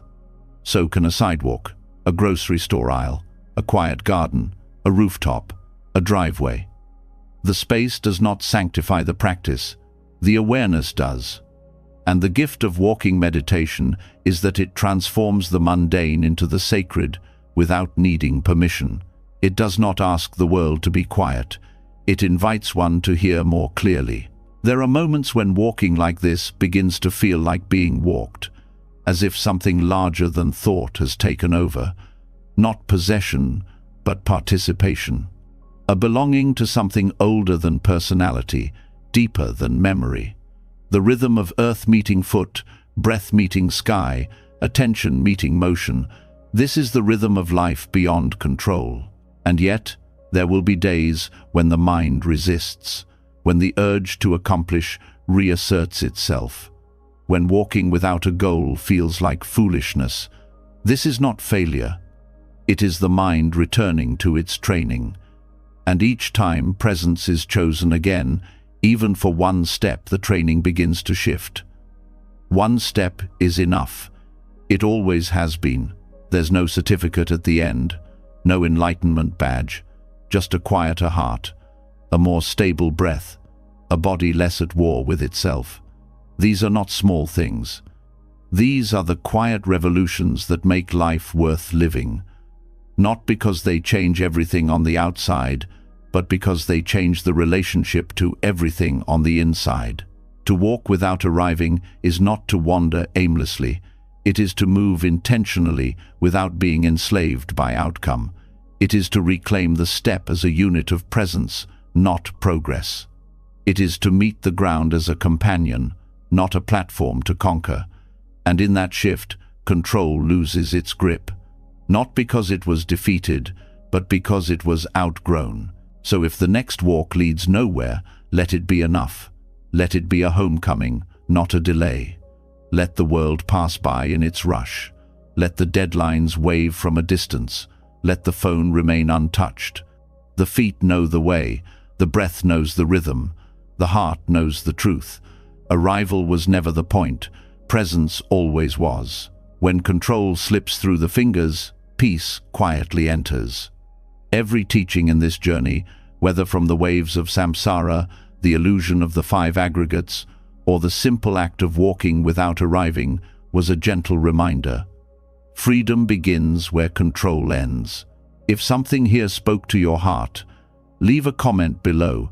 It may help someone else find their own release. And if you'd like more teachings like this while you rest, don't forget to subscribe. Let the letting go continue.